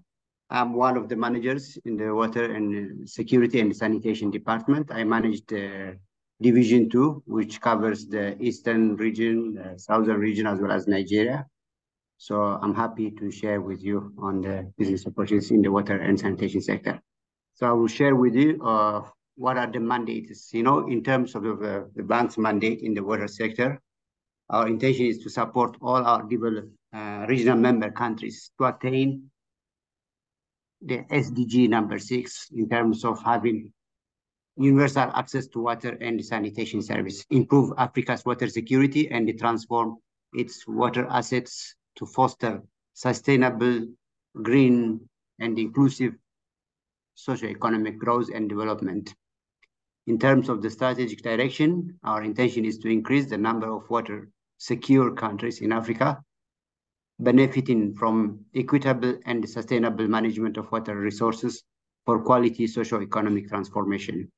We have recently updated our water policy, and we have also came up with a new strategy, Bank Group Strategy on Water and Sanitation, covering the period 2021 up to 2025, which covers 4 strategic priorities. The first one is water for integrated and sustainable water resource management. The other one is water supply, sanitation, and hygiene services. And the other one is water for food and water for energy, which is aligned to the bank's high fives. And water, as you are aware, you will always agree with me, that is an enabler to achieve the 4 areas. So in terms of our activities, we provide, public sector financing as well as private sector participation in the water and sanitation area space. In the the lion's share or the majority part of that is going through the public sector or the sovereign guaranteed operations, which comes in different forms in the form of investment operations, grants and loans from the ADB as well as from the ADF, from the regional operations financing, the regional integration window or envelope. We do also provide policy-based operations, which are specifically sector PBOs. We have also financed a results-based operation, which is which is linked to disbursement. And then we also use climate finance, such as the COW, GF, and others. And then we do also provide project preparation facilities and trust funds like the African Water Facility and then the bank's MICTAF project preparation facilities. In the non-sovereign or private sector participation, we do provide project or corporate loans, guarantees, equity and quasi-equity. And we encourage also blended finance, use of the public sector funds to attract and crowd in the private sector. And we do also support project preparation facilities, grants, and reimbursable funds. So overall, the bank water sector, I think, in terms of operation, up to the last, since 2000, we have financed over 9.09 billion worth of projects, covering more than 125 projects, which benefited more than 35.7 million people in getting reliable and sustainable water supply. In terms of sanitation, these projects have benefited more than 22 million beneficiaries. And in terms of job creation, the WASH subsector was able to generate more than 45,000 new jobs. And let's move to the next slide, please.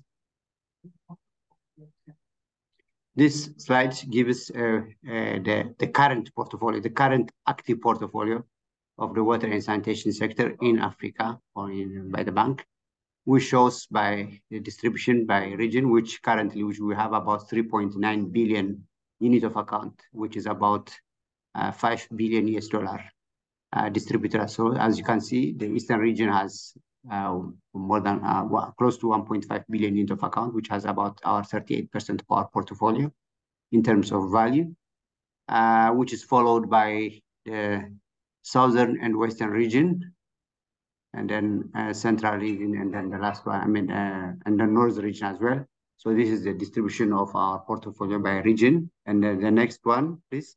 Next slide. And this one also shows the distribution of our portfolio by the 3 divisions that we have. We have AfDB's2, the one which I manage, which we manage 2.5 million unit of account, which is about $3.5 million US. And then the other division, which covers the the Western, Central, and Northern region, has a portfolio of about 1.4 billion unit of account.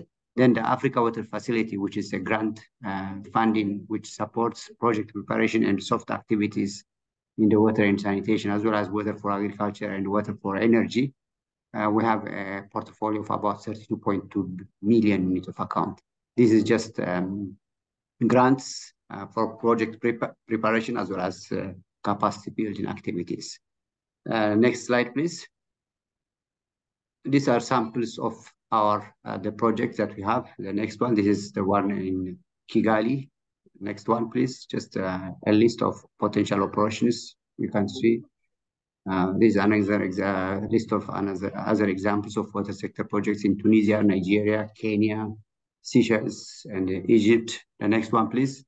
Yeah, these are some example of projects. And then next, please. So these are the contacts, I mean, for more information regarding, I think what I want to highlight for business opportunities, I think I was happy to hear that we have our colleagues from the procurement, which highlight that whenever new projects are approved, the bank systematically requires that a GPN, General Procurement Notes, is published so that potential bidders for works, services, and goods are aware what kind of potential business they can get. And then specific procurement notes are published for each and every activity that requires support in implementing our projects. With these few words, I want to thank you for listening to our presentation. Let me give it, and don't hesitate to contact us if you need any additional information. Thank you. Thank you very much, Mercuria. Thank you for the presentation on water infrastructure. We have got you've presented quite some information, so thanks. We're going to go next to energy, and I'm calling upon Adele to do the next presentation. So I'm going to put up the presentation for you. I hope you can see it. Yes, thank you. Good. All right, good day, everyone. My name is Adele Boajo. I'm an energy specialist in the renewable energy and energy efficiency in the energy complex. So I'll be presenting a few slides on the bank's energy complex. Please go to the next slide. So the energy complex is represented in what we call the Power, Energy, Climate, and Green Growth Complex.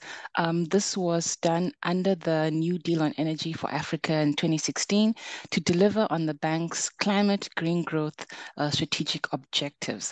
The main responsibilities of the PEVP sector is for deal origination, driving policy, serving the bank's climate change and green growth issues, mobilizing climate finance, and developing and implementing innovative initiatives.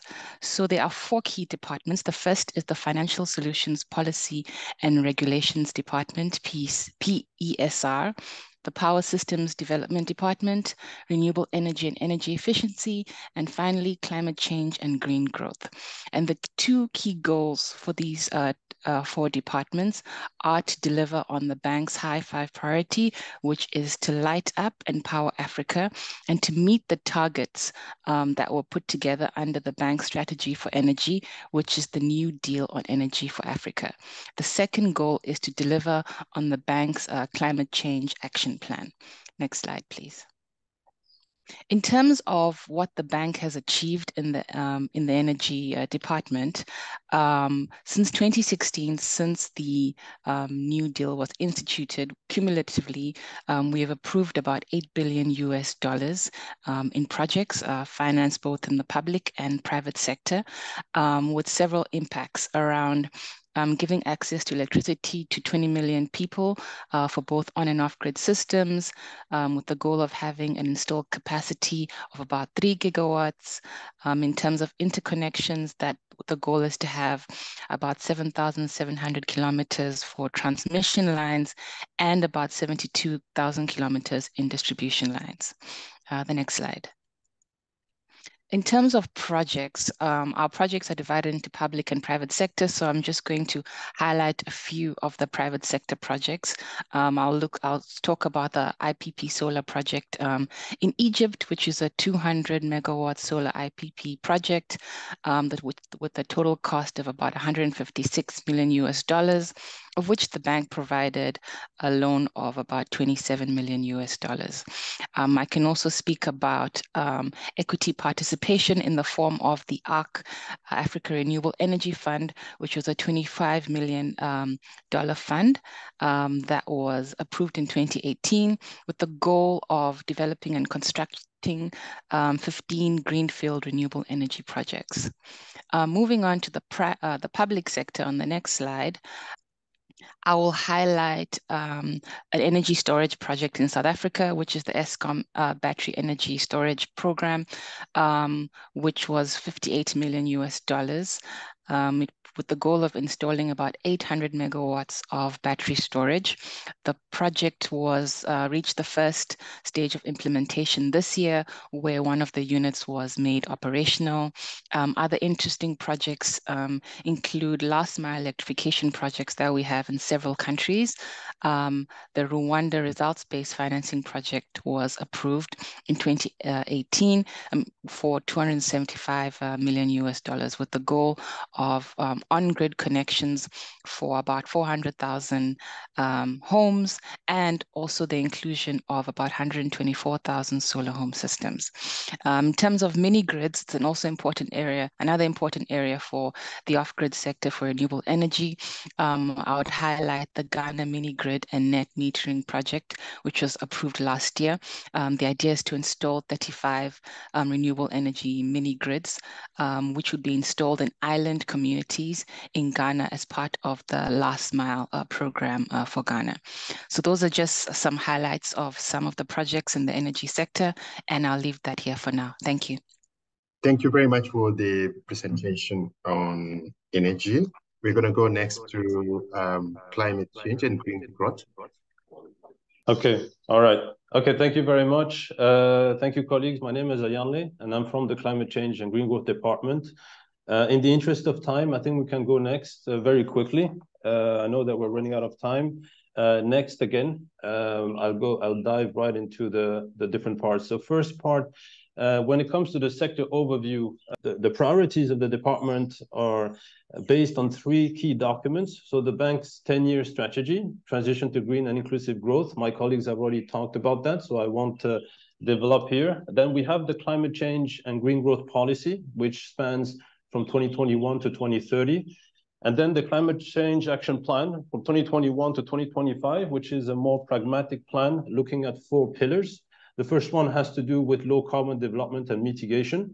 The second one is more about resources, so leveraging climate finance to try to implement climate action and green growth in the regional member countries.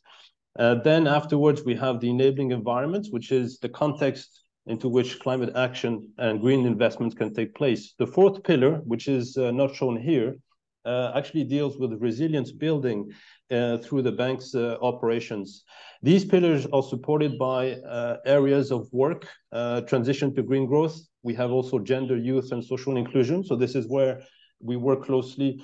We try to involve the CSOs and local NGOs into this work. Then we have the private sector element, and in here, the idea is to try to create the interface between the public sector and the private sector in developing climate change adaptation and mitigation projects. And finally, robust and resilient recovery, which in itself is tied with the 4th priority above. Next, please.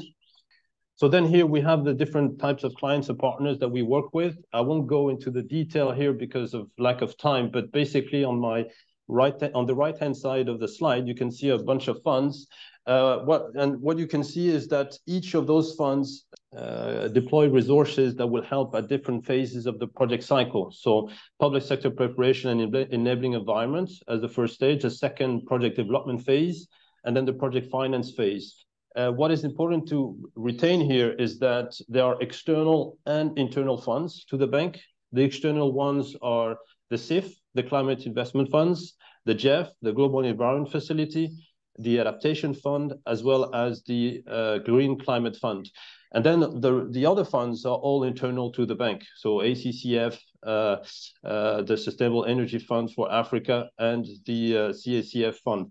Now, across those funds, they all target climate change, adaptation, and mitigation types of projects that they finance at different stages, including environmental issues, so fighting off environmental degradation in the regional member countries. On the left-hand side, these are other funds that are also internal to the bank, but I don't have time to go into them. So one deals with circular economy, and the other one, Sustainable Energy Fund for Africa, which is a multi-donor trust fund, really help with seed money for essentially private sector type of projects that deal with climate change mitigation, especially. Lastly, as you can see, the type of funds are can be very different. So we can have grants, technical assistance types of investments, as well as concessional debt and other instruments. So you can see which funds can be used for those various instruments. Next, please. So there's no time to go into this in detail, but here you have a list of various clients, partners, but also initiatives that are that the bank is associated with. One that I would like to single out is the adaptation benefit mechanism, which is quite new and is very innovative in trying to integrate the private sector into adaptation finance. And then you have, of course, also new areas of work that are emerging at the bank and within the department as well. And so what is important to retain here is that we don't work in isolation. So climate change actually targets a multiplicity of sectors within the bank. So you can go next. Thank you. Now, very quickly, typical assignments where there are areas of collaboration that are possible and opportunities for collaboration. In a sum up, usually it's through assignments where we recruit consultants, individual and consulting firms. My colleagues from procurement have talked about those opportunities. So these consultancies take place in the context of the development of projects that are funded from the various funds that I've talked about earlier. So these can range from anywhere from 50K USD all the way to 200K, 300, and even sometimes 500K types of assignments.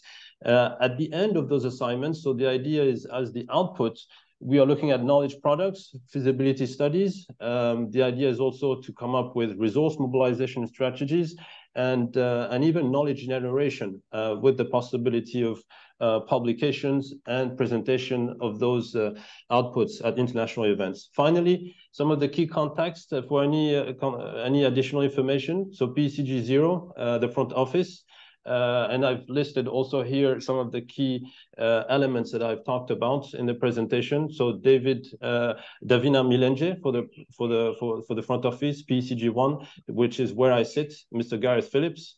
PCG 2, Mr. Alhamdou Dorsuma, which mainstreams climate change into the bank's operations.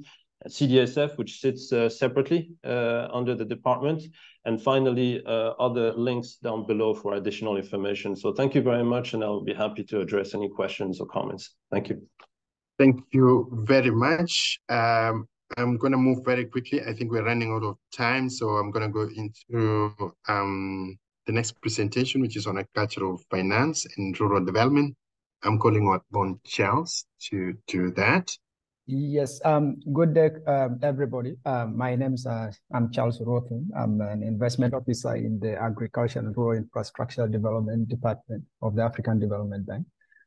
Just in the interest of time, I think I'm going to keep my presentation quite short and practical and to the point, and just only highlighting the key areas of business opportunities that exist within the agricultural finance space.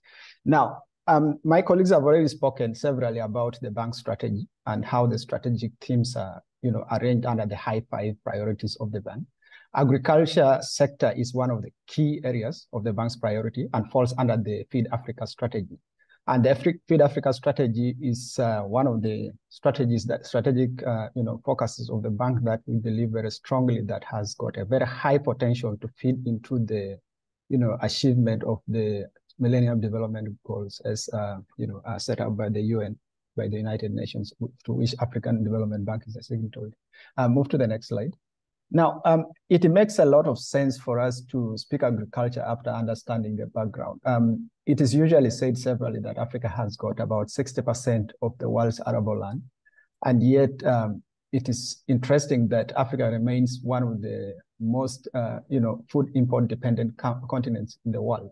As it stands now, I think our agricultural trade balance stands at about 38 billion deficit. That was from 2022, which was an increase from about 34 in the year before. So basically what that essentially means is that Africa's population growth is significantly outstripping its capacity to produce food to feed itself. And therefore, for the bank, that is a very concerning, perspective. I mean, it's a very concerning trend, and which the bank wants to arrest through the Feed Africa strategy. Now, in the Feed Africa strategy, our key focus is basically to look at not the issues, but to look at the opportunities that lies that lies within the African continent, which we can address through financing. And so our agricultural financing structure in the bank is divided into two. We have got the public sector focused and a high, which focuses on basically working with the governments in order to be able to provide funding to the various countries to be able to approach agricultural, boosting agricultural production, but from the public or from the sovereign side. And then, of course, we have got the AHFR, which is where I sit, which is basically focused on private sector, and also creating agro-industrial zones within African continent.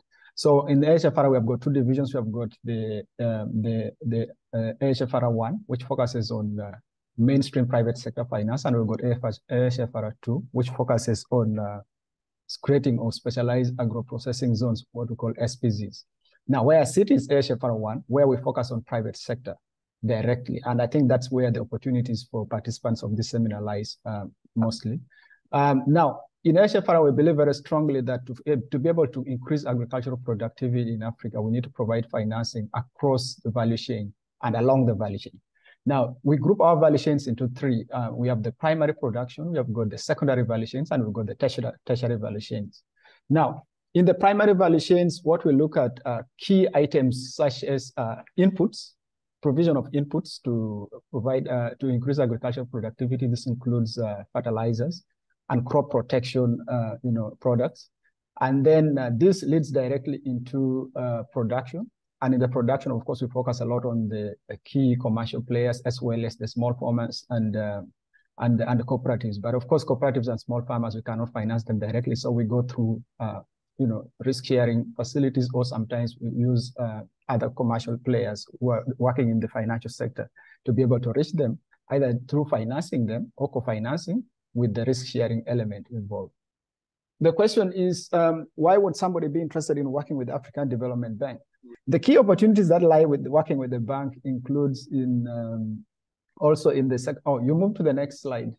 Yeah, so okay, in the secondary value chains, also what we look at processing of agro-commodities, and also we look at distribution and packaging, which also forms part of the, our attempt to increase, movement and support movement of goods from, from production areas to market, but also to increase the shelf life of products, and also to make sure the products reach the clients or the consumers in good form and in the form that is desirable. And once we increase, we believe that once we increase the space of production and also distribution, as well as manufacturing within the African continent, that will be a key step towards mitigating the overwhelming amount of food importation that we are actually undergoing right now. And then, of course, lastly, in the value chains, we have got the tertiary services. Basically, these are players who are not necessarily directly in agriculture, but they provide support services to agriculture. They're also eligible for bank financing. For example, we have got people who do transportation services, like people who have own milk tankers. In terms of sector, they're actually in transport sector, but if you look at what they do, specifically they support agriculture by transporting dairy products from farmers to the processing factories. And this also includes people in cold chain and so many other sectors that are auxiliary to agriculture. So if they came to the bank and wanted financing, much as they are not in agricultural sector, but because the services they provide is directly to agricultural sector, we'll be able to support them through financing as agricultural sector players. Next slide, please. Now, here is the main deal. The question is why work with AfDB in improving agricultural productivity and agriculture production in Africa in general? AfDB is a very good partner for anybody from outside Africa who is interested in improving the agriculture, who's interested in investing in the agriculture sector in Africa for the following reasons. One, we have got a large menu of financing instruments, especially on the debt side, which are long-term in nature and have got market-oriented but very reasonable pricing, as well as good gestation period to cover the, grace period to cover the gestation period through which the product begins to churn out cash after post-investment. Then also we have got a lot of guarantees and risk mitigation instruments which you can deploy in case where the parties that are trying to invest in the African continent for one reason or another have a risk perception that they cannot mitigate through their own efforts. There we come in and look at the overall risk and how we can support. We can either support through PCG, which is partial credit guarantees, or political risk insurance. And then also we've got equity investments, which we make in strategic projects that we think have got significant outcomes. Right now, most of the equity investments, of course, the bank makes direct equity investment in mostly financial sector related institutions, but we also provide a lot of equity through PEs who are focused on agricultural sector. And then, of course, we have also got risk management products such as, synthetic local currency loans, which enables players who are working in countries where there's problem with currency convertibility to be able to mitigate the risk by taking the loan from us in foreign currency while making repayments in local currency, and AfDB will use a counterparty to mitigate the FX and pay AfDB the difference. And that protects the investor from the changes in currency and impacting their loan servicing. And then, of course, we have also got trade finance. Our colleague from financial sector mentioned this before. We use trade finance to complete end-to-end financing in value chains. We have collaborated a lot with our trade finance colleagues in some transactions, for example, with Export Trading Group, where we are financing the production and they're financing the access to market and export through the trade finance, which is basically short-term in nature, yet as we focus mostly on CapEx. And so this makes us nimble, makes us able to provide financing from one end to the other for players who need integrated financing solutions. And of course, also we have got technical assistance funds from within the bank, which we can access to help commercial players to be able to sanitize the environment in which they want to operate in certain African countries where such deficiencies exist, but which they cannot address with their commercial financing. The bank comes in basically to source funds from some of the technical assistance funds to be able to address some of the needs of, let's say, farmers or some of the key players within the value chains that are actually not commercial in nature. And lastly, one of the reasons why you would want to work with AfDB is that we have got a large number of partners and affiliates within the continent, which we can actually bring on board to be able to help you reach the various countries in different areas and focusing on, various interventions that AfDB may not necessarily do alone. We have got the likes of Africa 50, which helps with project preparation. We have got Africa Guarantee Fund, which helps us when we want to deal with SMEs in risk mitigation. We have got the likes of AfriExim that normally helps us with the, co-financing, especially where there is trade element involved. And also we've got the likes of TDB who help us in the direct debt provision in the medium, in the small and medium enterprise category in its member countries. Next slide. Just to wind up now, given the opportunities that exist and what AfDB can potentially do with our partners who want to invest in the agricultural sector in Africa, the question becomes then, what does somebody need to do or have in order to be able to work with the African Development Bank in the agricultural finance space? For starters, if you're investing in the agricultural space as a private sector company, you need to be a private sector owned company with a good standing and managerial autonomy. And of course, the projects must relate to establishment and expansion or diversification of a project or establishment of a project within an African country. And mostly we focus on capital expenditures, financing the CapEx requirements. And the project must have a transformative impact on the key commodity, on one of the key commodity value chains across Africa. And it must be also environmental and socially impactful. Like we use the terms like climate smart, that's kind of broad, but what we normally try to make sure we do is that the project must not have adverse impact on the environment at the end of the day. In terms of financing component for project finance, we consider 70 to 30 debt to equity requirements, but the AfDB will always finance 33% of the total project cost. If there is funding debt requirement that is in excess of that, we can always crowd in other co-financers to be able to meet the to fulfill the remaining debt requirements. And for corporate finance transactions, our debt to equity ratio is about 50. The debt should not exceed 50% of the company shareholding. It's equity based, but still our exposure will not exceed 33% of the company's total investment program, which is slightly different from the total project cost. And finally, our sweet spot is about $10 million. And so we would look at transactions not below $10 million for purpose of really being cost effective and also for making, for it to make commercial sense for us, we need to look at transactions about $10 million. Next slide. And so if you want to work with AfDB as a partner to invest in the agricultural sector in Africa on the private sector side, the key things that we need from you, we need to have a feasibility or market study and a business plan. And the content of the business plans are usually we have an outline, which if you're interested, we can share with you. I have my emails provided there. We can share with you the outline of the business plans and the feasibility studies, what we want to see in it. Basically, they'll have the sponsors' information, and then most importantly, we need to look at the Excel-based financial model of the project that you want to do in Africa, in any of the African countries. And then, of course, we will have environmental and social impact assessment, study done on the project site and how the project will impact the communities around it. And usually we also have a standard criteria for this or standard methodology. Charles, I think we need to wrap up. We have I'm on the last most of the other stuff has been done. Yeah. Thank you. So, and finally, we always need to know the timelines of the project, and those are the key things. So I'll stop there, and I think I have provided my contact, but I'll also provide additional contacts for other colleagues within the department that you can reach, and also with some of the key information that you can access to guide you. Thank you. Charles, thank you very much, and appreciate it.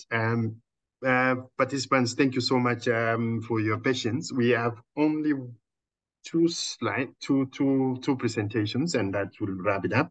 After that, we have a very short Q&A session and an online survey. So that shouldn't take time. So I'm going to call on Innocent to present on this. Please, Innocent, if you can take strictly 3 minutes, that will be great. We ran out of time. Thank you. Thank you, Joel.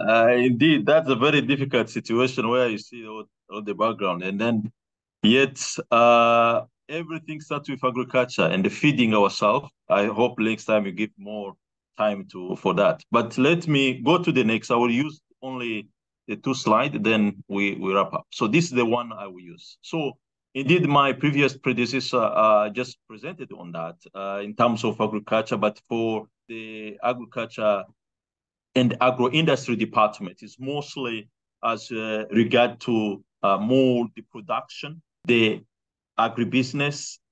That's the major focus of this the department, and are organized around the 6 division.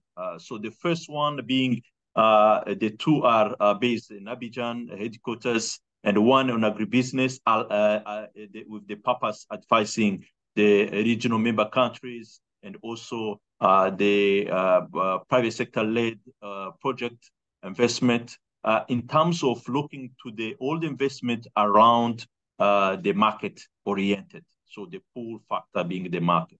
Then the division that is advising or RMCs with regard to research, production, and the sustainability.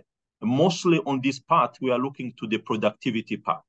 How we can fill the gap of productivity. We know that most of our, on the world, being in Asia, you might reach 10 to 12 metric tons per hectare on maize.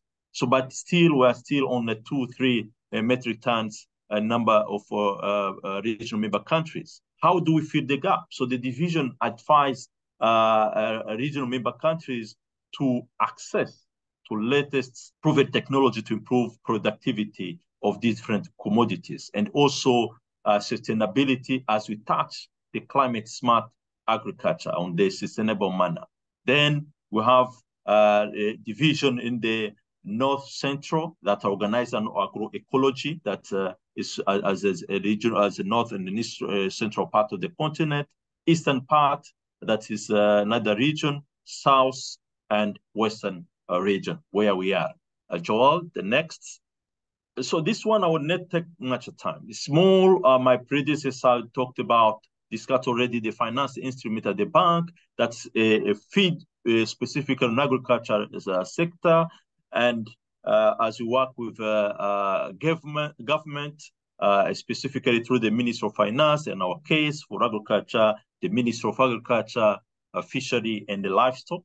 And also we work with regional economic communities as specifically regarded to harmonized the seed, fertilizer, input regulations. And also as regarded to when we tackle the issue as with a regional aspect or challenges. Let's pick an example on pest disease, example for fire armyworm. So we work with the regional and we work together to set up a specific strategy and the mechanism to address this regional issue, not really at the country level, but more at the regional level. The private sectors work mostly on the seed, the post-harvest, and as we really make the sustainable production of agriculture on the continent.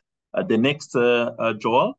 So as is pushing to the next, the one you saw there, they are more recognizing some of the key partners as regard to this agenda on the continent, as regard to, you saw the work together with Green Climate Fund, the Global Environmental Facility, a Climate Investment Fund, and also the Korea African Economic Co-Effect and Japanese fund that work together to address all this issue for productivity, issue for post-harvest losses. So for this part, we just mentioned a few examples, and I will just limit on that and close my presentation. And just stay there, Joel, on the previous slide, where I was trying to more to see how we can work together as addressing the issue of low productivity. You will see the TAT program.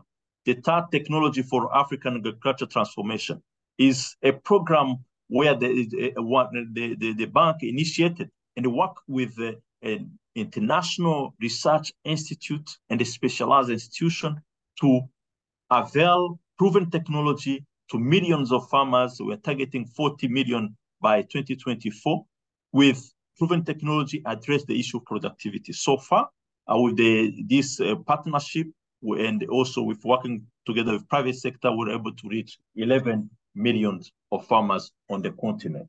So the other examples that I see that will be very much of interest our partners in Asia as you look at to what the agricultural revolution in this part of the world is mostly the digital solution. So whatever we do, we need to bring in the digital solution as regard to address the issue of productivity, issue of market, and also bringing in the climate smart technologies, and also the area of seed production, as we really using some of the good examples that we have in Asia.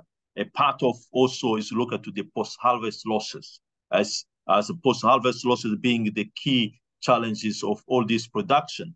We invest in, and then we are not able to have this all last the technology that help us to move on that one. So with that, we think working together and also addressing issue for irrigation that we know that have been very instrumental in that part of the world. We are able to really address the issue of low productivity, increased production, and also make Africa as a net exporter. As I said in my previous, when I started this slide, was mostly we want to make Africa as a net exporter.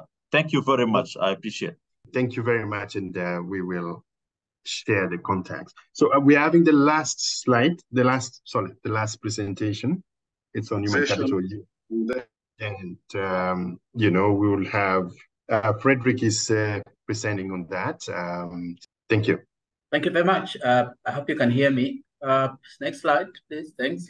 Yeah, so in the Human Capital, Youth and Skills Development Department, we are concerned with human beings, actually, ensuring that they're productive people to the society. So we focus on 4 main areas: health, and we're guided by the strategy for quality health infrastructure in Africa, which seeks to enhance access to quality healthcare for the people of Africa by 2030, a jobs for youth in Africa strategy, where we aim to create 25 million jobs for African youth and equip 50 million young people with employable skills. Closely with the job strategy, we have the Skills for Employability and Productivity in Africa Action Plan, which primarily seeks to address issues of skills, lack of skills and skills mismatches.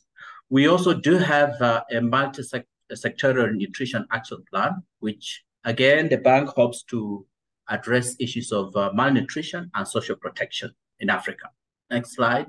Cool. So in terms of plans and partners, so by its nature, not sounding very academic, but human capital is a public good. So most of the investments will mostly be things that, we have to leave it to government, educating young people or access to healthcare and stuff like that. So our biggest client partner is government, and mostly the Minister of Finance and ministers responsible for human capital. Development partners, mostly UN agencies, multilateral and bilateral, World Bank, Islamic Development Bank. So in most cases, work with them through core or parallel financing. And then in some fragile or in fragility, in settings that are a bit fragile countries like, those ones in war-torn situations like now Sudan, we normally involve the UN agencies to sort of implement our interventions. We also work private sector. We do have some non-sovereign operations. I think I saw my colleague Arun around, who has just delivered one in Egypt. And then we also work with civil society, including NGOs.